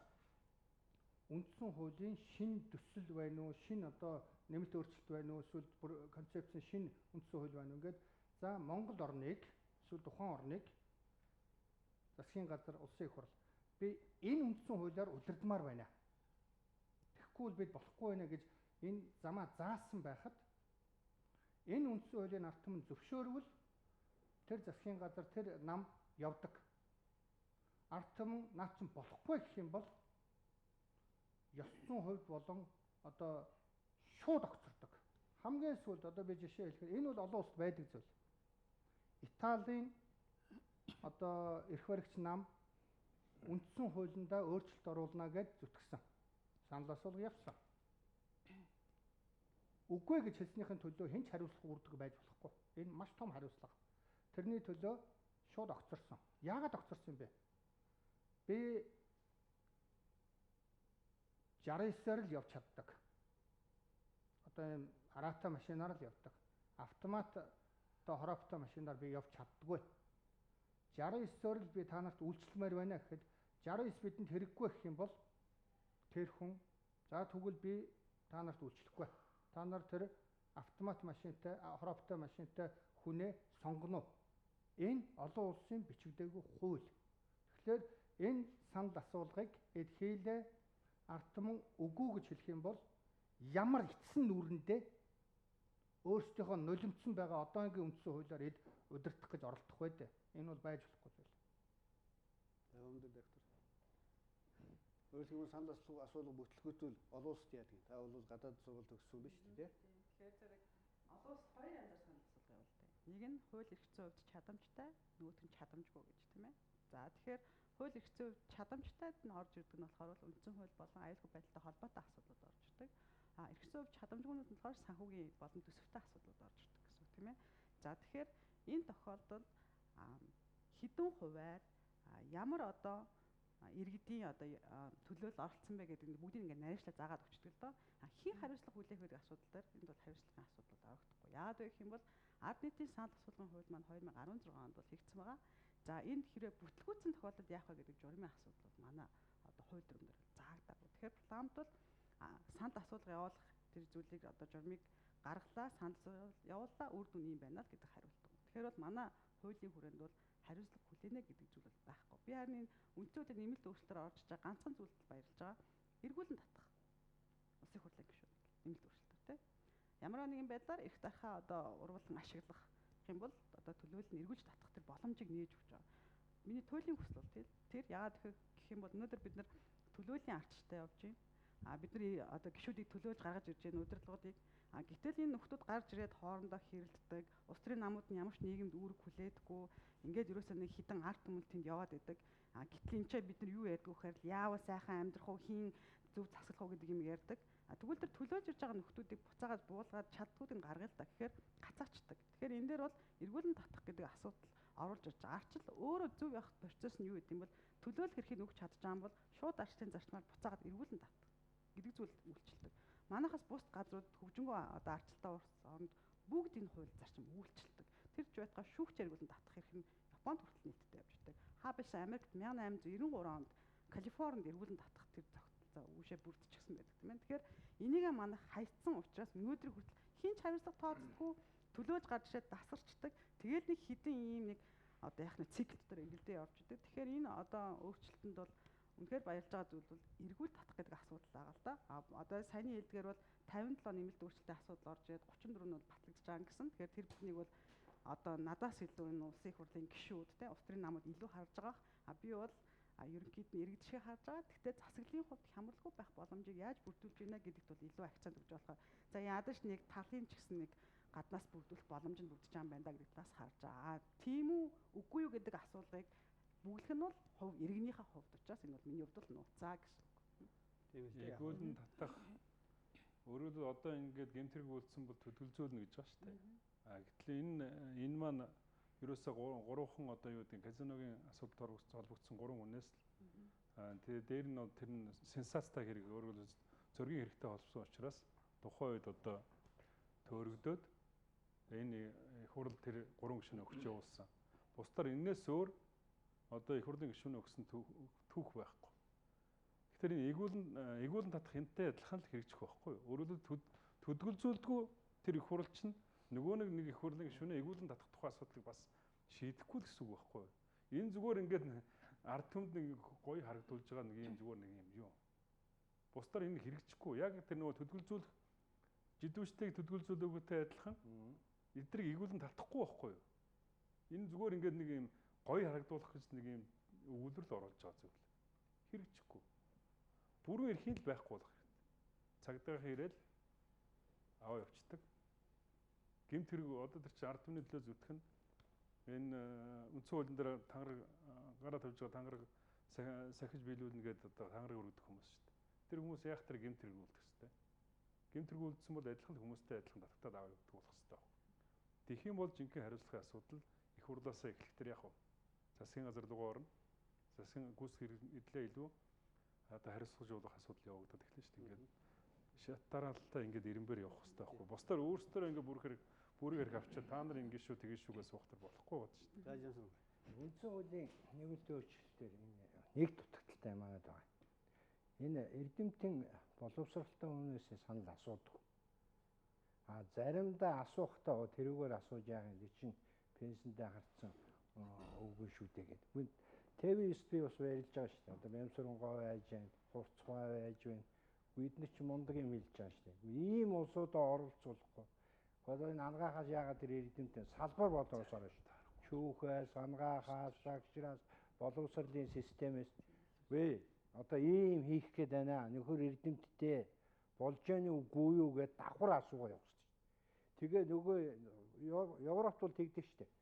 Тэр том профессорудаа асуучаад ард түмэр нь тэднэртэйгээ нийлээд болно болохгүй гэл дараа нь нөгөө их хурл нь баталдаг шүү дээ. Манайх бол ерөөсөө асуухгүй шууд батлаад байгаа байхгүй. Тэгэхээр энэ дээр бол ерөөсөө тэр нэг тийм дутагдaltaй байгаа. Тэгэхээр манайх одоо энэ чинь ингээд их хурл гэдэг чинь бол том байгууллага шүү дээ. Би тэр үйлсэн шүү 76-аас тэр ард түмний төлөөлсөн тийм том улсууд чинь байж ич. Тэгээд ард түмэнтэйг бол хэлсэн гэх юм бол ягаад тэр толгойтой докторудаас асуухгүй байна. Тэр уд чинь насаараа одоо хэлсэн шүү дээ. Тэр хууль боловсруулаад явсан улсууд байна. Хин хариуцлах үлээх гэж сууж байгаа. Хин хариуцлах үлээх. хариуцлагын хувьд үү? Хариуцлагын хувьд одоо эдгээр л үл юм шүү дээ. Тий. Энэ 76 Өөрөлдөх юм бол эдний бодлогыг ард түмэн дэмжихгүй байв шүү дээ. Дэмжихгүй байна гэх юм бол хуулиар байхгүй ч гэсэн ёс зүйн хариуцлага үлээж сонгуулиараа хариуцлага үлээн шүү дээ. Сонгуулиар үлээх хэрэгтэй тийм үү? Тийм болохгүй таарна шүү дээ. Чадахгүй юм таараа шүү дээ. Дараагийн улсууд гарч ирэл хийл тань. Заавал эднэр батлуу. За харин тэгээд санал асуулгын явцыг харуулчих уу. За тэгээд санал асуулгын явцыг харуулъя. За санал асуулга эхлээд яг одоо 57 минут болсон байна. Ард нийтийн санал асуулгыг үндсэн хууль нэмэлт өөрчлөлт оруулах төслийг бэлтгэхээс өмнө асуух байсан уу? 2 дугаар хэлцүүлгийн дараа асуух нь зөв байсан уу гэдэг асуултанд нийт оролцсон иргэдийн 81% нь бол нэмэлт өөрчлөлтийн төслийг бэлтгэхээс өмнө ард иргэдээс саналыг асуух байсан гэж хариулсан байна. За дараагийн санал асуултыг харуулъя. За энэ бол байгалийн баялаг төрийн нийтийн өмчих байх уу, ард түмний дундын өмчих байх уу гэдэг асуултанд за 82% нь бол ард түмний дундын өмч байх нь зөв гэж хариулсан байна.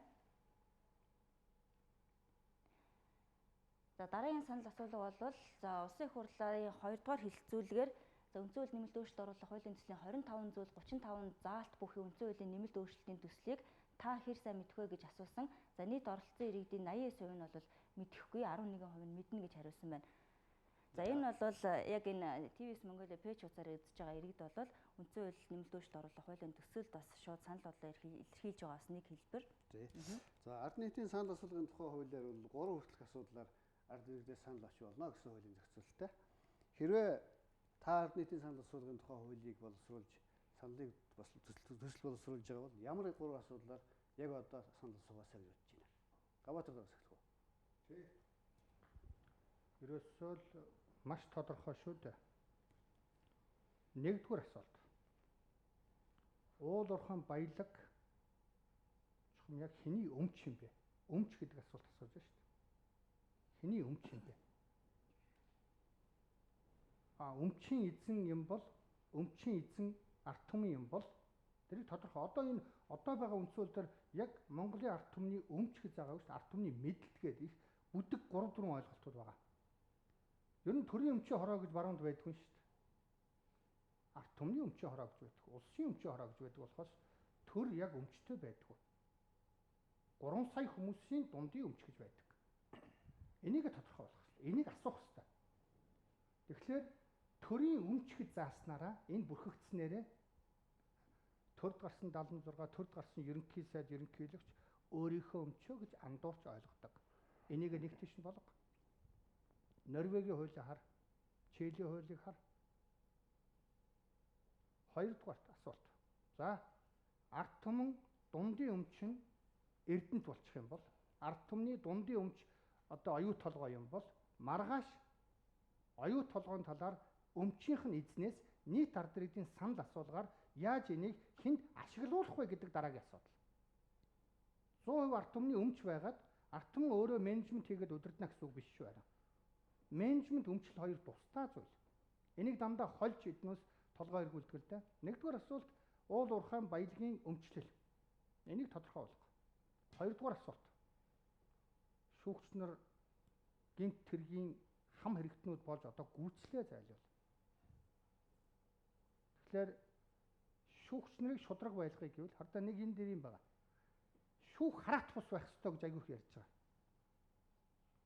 Энэ маш буруу шүү дээ. Шүүх хараат байх ёстой. Шүүх хинээс хараат бус байх юм бол маргааш нь Риотинто хурж ирээ зайлчна. Тийм учраас шүүх хинээс хараат байх юм бэ? Эднээс шүүх хараат бус гэснээр 3 сая хүнээс шүүх хараат бусчул гэж яриад байгаа. Тэгээд чамаас хараат байх уу, надаас хараат байх уу гэж булаацалтаад байгаа. Эдний хинээс нь хараат биш. Шүүх 3 сая монголчуудаас хараат байх ёстой. Энэ зөв үү гэж асуух ёстой. Хоёрдугаар асуулт. Гуравдугаар асуулт. Маш энгийн. Маш энгийн. Бид юу нэг яг социализмаар явах гэдэг юм уу, капитализмаар явах гэдэг юм уу, социал демократ үзлээр явах гэдэг юм уу гэдэг энэ концепцийн ойлголт өнөөдөр Монгол тодорхойг. Хүмүүнлэг ардчилсан нийгэм. Хүмүүнлэг бүх нийгэм л хүмүүнлэг шүү дээ. Бүх нийгэм ардчилсан. Ийм их баялагтай, ийм цөөхөлөө байж социал демократаас өөр үзэл Монголд байхгүй. Энэ миний бодол. Гэхдээ ядаж энийг тодруулж асууж үндсэн хуульд оруулах хэрэгтэй. Капитализмаар явах гэдэг юм уу? Гэхдээ тэрийгэ бич. ийм гурван үндсэн асуулт асуун. Бүхлийг шийдвэл бүхнийг шийднэ гэж Монгол үг байна да цаанчаа. Бүхлийг шийдвэл бүхнийг шийднэ. Тэгэхгүй элсний ширхэгтэй зуралдаал байвал тэгэл том бүхэл ойлголтууд байхгүй болно. За бүүн дээр. Тэгэхээр би нэг энэ дээр жоохон залруулъя гэж бодож байна. Эргүүлэн татах гэдэг бол эрхийг өгсөн тохиолдолд эргүүлж татж байна гэдэг ойлголт гэсэн үг тийм ээ. За саянд шүүх хараат бус гэж яриад байна. Шүүх юуны өмнө хараат гэдэг ихээр хуулийн дор хараат байхгүй. Тийм учраас ард дээргээд ерөнхийлөгч нийтрийг гэдэг асуудал чинь мэдээж яах нь тустай байх ойлголт. Тэгвэл шүүх хараат бус байна гэдэг ойлголт чинь яаж гарч байгаа гэхээр тэр хуулийн дагуу үйл ажиллагааж, хуулийн дагуу шийдвэр гаргаж, хуулийн дагуу хүнийг тэнд шүүж ийн асуудлыг тийм ээ одоо ярилцж байна гэсэн. Тэгэхээр тэнд хэн хүчтэй, хууль хүчтэй гэсэн. Тэгэхээр энийг бас бид нэр сайн ойлгох хэрэгтэй. Би одоо энэ дандаа нэг улс төрийн намын хүмүүстэй сууж байгаа болохоор зэрэг судлаач болохоор бас жоохон сонирхолтой санагдаад байна л да зарим асуудлууд. За тэгэхээр өнөөдөр хэрэг 3 асуудлыг асууя гэж бодож байна гэж байна те. За та нарын яг саний асуулт болгоод тавиад байсан. Үндсөөллийн нэмэлт өөрчлөлтийг хийх хүсэж байгаа мó гэдгийг нэгт тавья. Хоёрт парламентын яг орчин үеийн загварыг сонгоод байгаа мó, сонгодог загварыг сонгох гээд байгаа мó, эсвэл та бүхэн орон зай загварыг сонгох гээд байгаа мó. Тийм ээ. Тэгэхээр энийг тодорхой болгооч гэж. За мэдээж түрүүний бас ярьж байгаа шүүх засаг бол бие даасан байх ёстой. Тэгэхээр энэ асуудлыг бас оруулж ирнэ л гэж бодож байна. Тэгэхээр парламентын ядаж сонгодог загвар, орчин үеийн загвар, орон зай загвар гэдгээ ч гэсэн ялахгүй явж байгаа хгүй өнөөдрийн энэ хүмүүс маань. Орчин үеийн загвар нь юу юм? Модерн загвар нь юу? Сонгодог загвар нь юу юм? Орон зай загвар нь юу юм гэхээр Монгол аль загварт нь орж байгааг ч мэдэхгүй байгаа жиж яаж улс төр хийгээд байдгийг би бас ойлгохгүй байгаа юм л да. Тэгэхээр энэ бүх асуудлуудыг ялахгүй хэмжээнд одоо энэ үндсэн хууль маань энэ нийгмийн гэрээ маань өөрөө тодорхой байх ёстой гэсэн үг тийм ээ. Тэгэхээр тэр асуудлыг энд тодруулж өгч болох бол тэр 3 асуудлыг асуумаар байна. Тэн дээр нэг би санал нэг байна. Хуулиас хараат байх ёстой гэдэг дээр санал нэг байна. Тийм ээ. Одоо rule of law гэдэг ярьдаг л да. Хууль өөрөө хөл ургаад, гар ургаад, гинтхэн толгой ургаад алга цохиод эхлэхгүй шүү дээ. Хууль өөрөө амьгүй. Хууль чухал. Хуулийг хөдлөж байгаа хуулийг одоо яг тэр захиран зарцуулж хуулийг шийдэж байгаа хүн өнөөдөр ард түмнээсээ сонгогдсон байвал хууль яг хэрэгжиж хуулиас энэ сайд дарганаар энэ эрх мэдэлтнүүд хамааралтай болж эхэлнэ. Хуулийн дор бүхэлжиж эхэлнэ. А шүүгчийг өнөөдөр ерөнхий шүүгчийг зүгээр жишээ энэ бүр ямар ч онолгүйгээр зүгээр ярив. Ерөнхий шүүгч зоригт байхдаа худалдаа хөгжлийн банкнд улаан цай нөгөө хууль нь болохгүй шүү гэдээ байхад алга зохиод худалдаа хөгжлийн банкнд нөгөө эрдэнтий чинь нөгөө бидний сайлын үнийг авчиад өгцөн. Энэ бол хуульгүй байна гэсэн үг. Тэгэхээр шүүгч ядаж хуулийнхаа дор залбирч мөргөж үнэн голоосоо ажилдаг байхын тулд ямар хуультай байх вэ гэвэл шүүгчийг ард түмнээс сонгодог хуультай байя л гэж хэлээд байгаа. За ер нь бол яг хөтэй зарим тохиолдолд бол манайх шиг ялангуяа ийм нэг учир налтхай болцсон. Одоо би бүр жишээтэй ярьлаа. Хуулиар дамжуулж хулгай хийдэг ч бас мод бас байгаа шүү дээ. Хууль бол бүхний яг одоо туйл абсолют бас биш шүү. За хуулийн дээр ёс суртахуун байдаг. Тэр өндөр судлаачаа нэг зүйлийг бас хэлье. Яг энэ үндсэн хуулиар тогтолцооны асуудлыг асууж болохгүй. Яг л энэ манайхаа энэ үндсэн хуульд парламент ясыг тунхагсан юм одоо.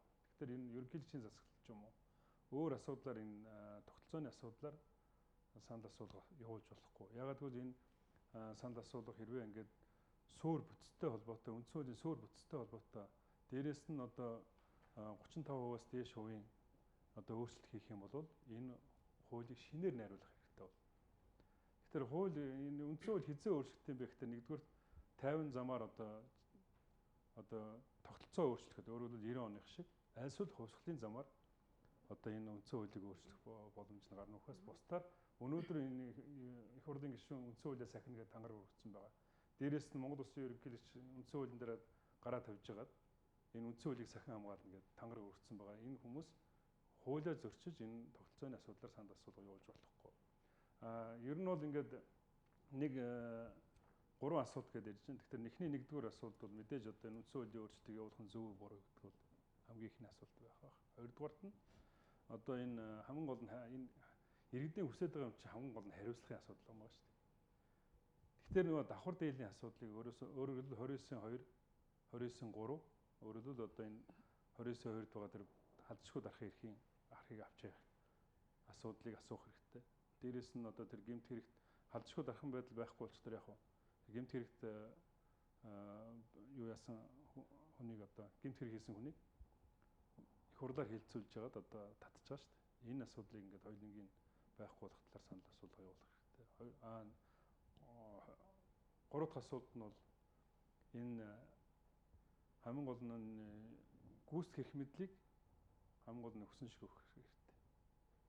Энэ дээр бол тодорхой хэмжээгээр одоо юу гэдгийг 10 хэдэн их хурлын гишүүн засгийн газартаа орцсон.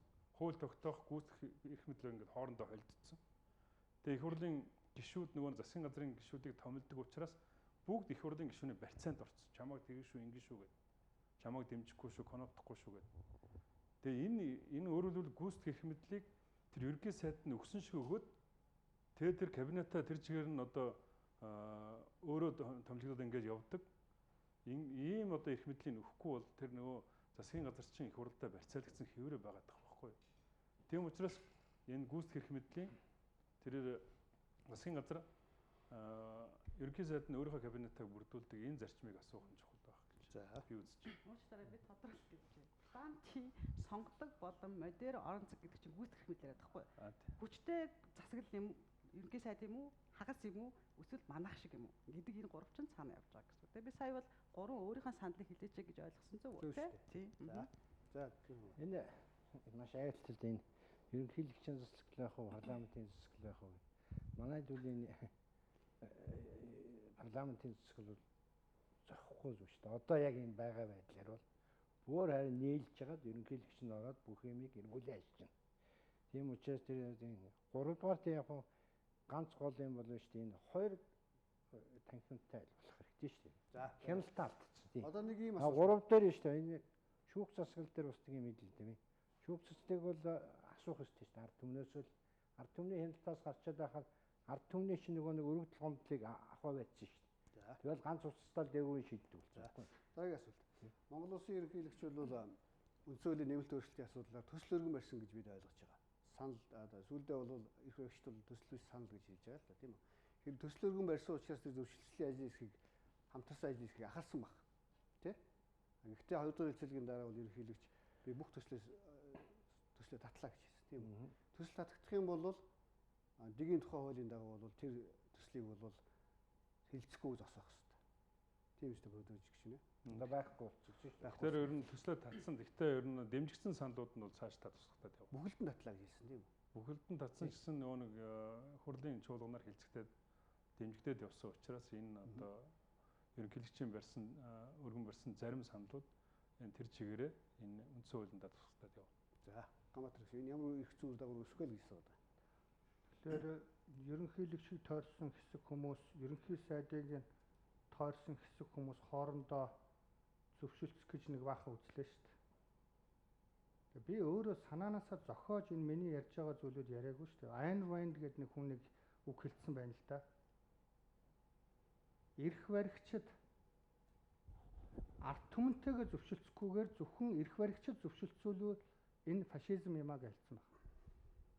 Ард иргэдтэйгээ ерөөсөө энэ зөвшөлдсөл энэ анхны төслийн ярианууд ард иргэдтэйгээ ерөөсөө оролцуулаагүй зөвшөлдсөл. Сүүлд нь эднээс хоорондоо хамтсан дотроо ойлголцсныхаа дараа иргэдэд ярьсан дүр үзүүлж зохион байгуулах гэж оролдож байгаа явдал бол байж болохгүй. Яг ард иргэдийн хамгийн их санаа зовж байгаа зүйл миний бодлоор түрүүн 3 зүйл хэлсэн бэ. Өмчлөл, уулуурхан баялаг энэ дарга нарын хамгийн их хулгай хийж байгаа юм хэний өмч юм бэ? Дараа нь хулгай хийгээд байвал хэн хариуцлага тооцох юм бэ? Яаж? Тэгээд бид одоо зүгээр л нэг юм нэг тийм хий хоосон агаараас юм яриаггүй бүр ингээд онлын үндсэн дээр судалгаатай юм хувилбар бид гаргаад байгаа шүү дээ. Энийг яагаад ид тойрж ярихгүй байгаа юм? Яагаад цухтаагаад байгаа юм? Энэ ард түмэн даяар үндсэн хууль хэлэлцүүлэх гэж байхдаа Монгол ардын хувьсгалт намаас нэлээ хэдэн жил ард түмэн даяараа хилцүүлээд ярьсан энэ төслийг бүр хилцүүлэгч үндсэлгүй авч үзэгч үндсэлгүй гэдгээ яагаад ид гаргаж тавихгүй байгаа юм? Яагаад цухтаад байгаа юм бэ? Энэ Энэ юу л да. Ард түмнээс одоо нэг ч бас нэг асуухгүй шийддэг, шийдвэрлэдэг. Энэ байгалийн баялаг дээр их сонин шүү дээ. Уг нь манайх мундаг төртэй байсан бол биш дээ. Бид нар энийг асуулах хэрэг байхгүй. Ер нь олон улсын жишг байгаа шүү дээ. Төрийн юм чинь Монгол алга болцсон байхгүй. Тэгээд төрийг чинь хүн төрөөс хүн юм хойрлдог байхгүй ард түмэндөө. Тэгэхээр нөгөө төрдөө сууж байгаа хэдэн улсууд нь хоогаад авчдаг болсон. Тэгээ ядарсан арга хийгээд байгаа шүү дээ. Ард түмний өмчгөө сүулдээ уур дундыг болгоод. Ингээ болохгүй зүгээр хаан цэцэгтэй болд юм уу? Эсвэл ингээд энэ төрчин л болохгүй. Төрийн өмч гэдэг чинь мундаг шүү дээ. Тэгэхэд одоо манайх нь хэн дуртай нэг шинээр байл хуучин байрыг авчиж шүү дээ. Энэ мэтэр одоо энэ нөгөө нэвтрүүлгийн цаг ерөнхийдөө дуусчихжээ. Тэгээ үндэсний баялаг гэдэг дээр л одоо тийм байна. Үндсэн хуулийн өөрчлөлт энэ нэмэлт өөрчлөлт бол үнэхээр мөлгөр болсон. Ер нь бол эрх баригчдад 3 гол өөрчлөлтийг энд одоо өөрчлөлт хийхийг хүссэн. Тэгэхээр сайн зүйлүүд заалтууд бас байгаа. Гэхдээ гуй дагаж хүзүү өгчээр 3 өөрчлөлтийг хийх гэж оролдсон байхгүй. Өөрөөр хэлбэл одоо энэ ардын намын даргын хэлсэнчлэн жидүү, тендер, концесс зэрэг одоо хүн амныг хэрэгт хүртэл холбогдсон 55 их хурлын гишүүн 99.108 болгож одоо гишүүдийнхаа тоог олон болгож байгаа сэмхэн орж ирэх ийм одоо нөхцөлийг нэгдүгээрт авах гэж оролдсон. Хоёрдугаарт нь одоо 4 жил усаас сулгаалдаг байсан бол 5 жил болгож тоог нэмэхийг хүссэн. Гуравдугаарт нь олон жил одоо буг болсон төрд олон жил явчаад хийсэн бүтээсэн байхгүй энэ одоо буг болсон нөхдүүд намын квотоор энэ их хурлд орж ирэхийг хүссэн. Энэ 3 өөрчлөлтийг хийх гэж оролдож явцад одоо ард түмний эсэргүүцэл асар их байсан учраас энэгээ одоо хийж чадаагүй. Одоо тэгээ бусад өөрчлөлт нь бол тэдний хувьд бол нэг чухал биш. Ийм өлгөр өөрчлөлт болж байгаа. Тийм учраас энэ санал асуулгач гэсэн үр дүнгүй болно гэж би үзэж байна. Тэгэхээр ТV-с телевиз бол үндсэн хууль нэмэлт өөрчлөлт оруулах хуулийн төсөлтэй холбоотой одоо хилцүүлгийг хийхдээ дандаа тухай бүрдэн дид сэдв өгдөг л дээ. За өнөөдрийн дид сэдв бол ард нийтийн санал асуулга. За тэр дундаа Монгол Ардын намын одоо тулгалт байсан уу, ард түмний сонголтоо гэдэг ийм дид сэдв өрөөндөөс асууж байгаа. Тэгэхээр нэвтрүүлгийн цаг дуусж байгаа учраас сая энэ дид сэдвт бас та бүхэн товчхон хариулахгүй. Ер нь бол сая бол ард нийтийн санал асуулгын асуудлыг ярьлаа. За гэхдээ үнэхээр тулган одоо шаардлагатай байсан уу, ард түмний сонголтоо гэдэг асуудлыг та бүхэн юу гэж харж байгаа вэ? Хайрын мөнгө ямар ч үр дүнгүй зүйлээр энэ санал асуулгыг явуулж байгаа. Яг урдын хэвээрээ үндсэн хууль яг бахивайлсан хэвээрээ л байгаа. Тийм учраас энэ үндсэн хуулийн өөрчлөлтийн асуудлаар санал асуулга явуулах шаардлага байхгүй. Тулгын шаардлагатай энэ бол одоо тэгээд түрүү ярьлаа шүү дээ. Их хурлын гишүүний 16 3 сайд нь нэгдэж зайтай 20% энэ юм авчаад эднийг яаж чадхаа байсан. Тэгээд дээрээс нь өшөө нэмэгдээд одоо гишүүний хэлдэг шиг ийм барьцаанд олсон улсууд энэ хууль батлахгүй шүү дээ. Эсэргэл гонавтаад. Тийм учраас одоо өрөвдөлттэй байна. Уг нь бол одоо ийм учраас энийг хийж хэрэггүй байна. Шинэ улсууд гараад, шинэ парламент гараад ингээд хийх хэрэгтэй. Хоёрдугаарт одоо нам руугаа дайрж шүү дээ. Энд ч одоо бас л үндсэн хууль өгч шүү дээ. Гэхдээ 800 хүн байна гэж намууд ч юм бус жишээл бол байна шүү дээ. Бэлэгт 650 хүн байдаг. Польшид 450 нам байдаг. Бид нар чи явсаар хагаад 8 10 л ордог байхгүй. Тэгээд нөгөөдөл нь үлдээ шүү дээ. Тэгэхээр чинь одоо бид нарыг орчихгүй дээ. 1 2 нь орж ирээд биднийг хашгирчихгүй тэгээд. Тэгвэл бид нэр өөрчлөлөө л да. Шинэ улсууд орж ирээ парламентаа. Тэгээ юмаа хий. Тэгээ ард түмэнтэйгээ нийцсэн юм л батлая л да. Тэрийг хүлээ ард түмэн. Тийм.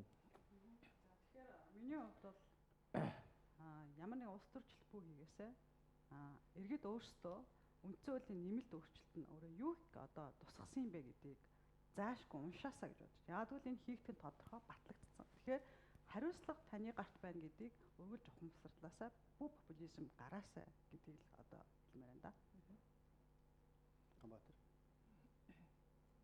Үндсэн хууль бурхны зарлиг биш. Энийг өөрчлөх ёстой цаг үе тааруулаад. Бидэнд 30-аад жилийн өмнө үндсэн хуулийг баталж яхад Монгол орн 30 тэрбум төгрөгийн долларын өрөнд орсон байна гэж хэн ч зүтлээгүй.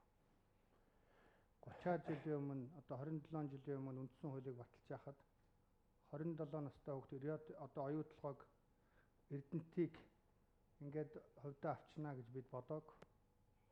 Энэ үр дүн үү? Энэ хуулийг өөрчлөх ёстой өтөр түргэн. муужруулж болохгүй. Нуухыг авахаар нүдийг сохолж болохгүй. Одоо эдний ингээд оруулж ирсэн заалтуудыг би бүр Аа бэгүү бүгдийг хараад байгаа юм л. Авах юм даан чалгаа. Зүгээр л өөрсдийнхөө идэх арга барилаа л булаацалдсан байна. Тэгэхээр үндсэн хуулийн өөрчлөлт зайлшгүй хэрэгтэй боловч мэрэгжлийн түвшинд Монголын ард түмнээс сох ёстой. Эрүүгийн хууль, иргэний хууль, захиргааны хуулийг бол 76 шийддэг. Бидэнд хүртээлгүй байж болно. Харин 76 ерөнхий сайдыг яаж шийдэх вэ гэдэг хуулийг Монголын ард түмнээс асуудаг болохоос биш Монголын ард түмэнд биднийг ингэж хуульчлаач гэж эд өөрөө өөрсдөө хууль зохиож болтгоо маа. За баярлалаа. Санал асуулгын харуултаа нэвтрүүлгээд тусгая тий. Тэгэхээр ТV телевиз үндсэн хуулитай холбоотой санал асуулгыг бас асуудаг. За санал асуулгынхаа дүнг танилцуулчаад нэвтрүүлгээд тусгая. За улсын их хурлаас хэлсэн 25 зүйл 35 заалт бүхэн үндсэн хуулийн нэмэлт өөрчлөлтийн төслийг та хэр сайн мэдэх вэ гэсэн асуултанд нийт оролцсон иргэдийн 89% нь мэдэхгүй, 11% нь мэднэ гэж хариулсан байна. Дараагийн санал асуулт бол ард нийтийн санал асуулгыг үндсэн хуульд нэмэлт өөрчлөлт оруулах төслийг бэлтгэхээс өмнө асуух байсан уу? За 2 дугаар хэлцүүлгийн дараа асуух нь зөв байсан уу гэсэн асуултанд нийт оролцсон иргэдийн 88% нь бол нэмэлт өөрчлөлтийн төслийг бэлтгэхээс өмнө асуух байсан. За 12% нь 2 дугаар хэлцүүлгийн дараа асуух нь зөв байсан гэж хариулсан байна. За энэ бол байгалийн баялаг төрийн нийтийн өмч байх уу, ард түмний дундын өмч байх уу гэсэн асуулт. За нийт оролцсон иргэдийн 80% нь ард түмний дундын өмч байх нь зөв. За төрийн нийтийн өмч байх нь зөв гэсэн асуултанд 15% нь бол хариулсан байна. За ТV телевиз үндсэн хууль нэмэлт өөрчлөлт оруулах хуулийн төсөлтэй холбоотой шууд хэлцүүлгийг студиэс 1 цаг 30 минутын турш та бүхэнд хүргэлээ. За өнөөдөр ирсэн зочид бол улсын их хурлын гишүүн Пүрэв Дорж, за Монгол Ардын Хувьсгалт намын дэд дарга Ганбаатар, Монгол Улсын их сургуулийн улс төрийн тэнхимийн багш дэд профессор Бомдар, за Монгол шинжлэлт намын дарга Жамсран нар хүрэлцэн ирлээ. За студиуд ТV телевизийн төлөөлөл удирдах зөвлөлийн дарга Баттүр, за сэтгүүлч Ариун Туяа ажиллаа. За дараагийн шууд хэлцүүлгийг үзэж та бүхэн энэ Бямб гарагийн 20 цаг 30 минутаа шууд хүлээн авч үзээрэй. За анхаарал хандуулсан үзэж та бүхэнд баярлалаа. Хүрэлцэн ирсэн зочидтой баярлалаа. Та бүхэнд баярлалаа.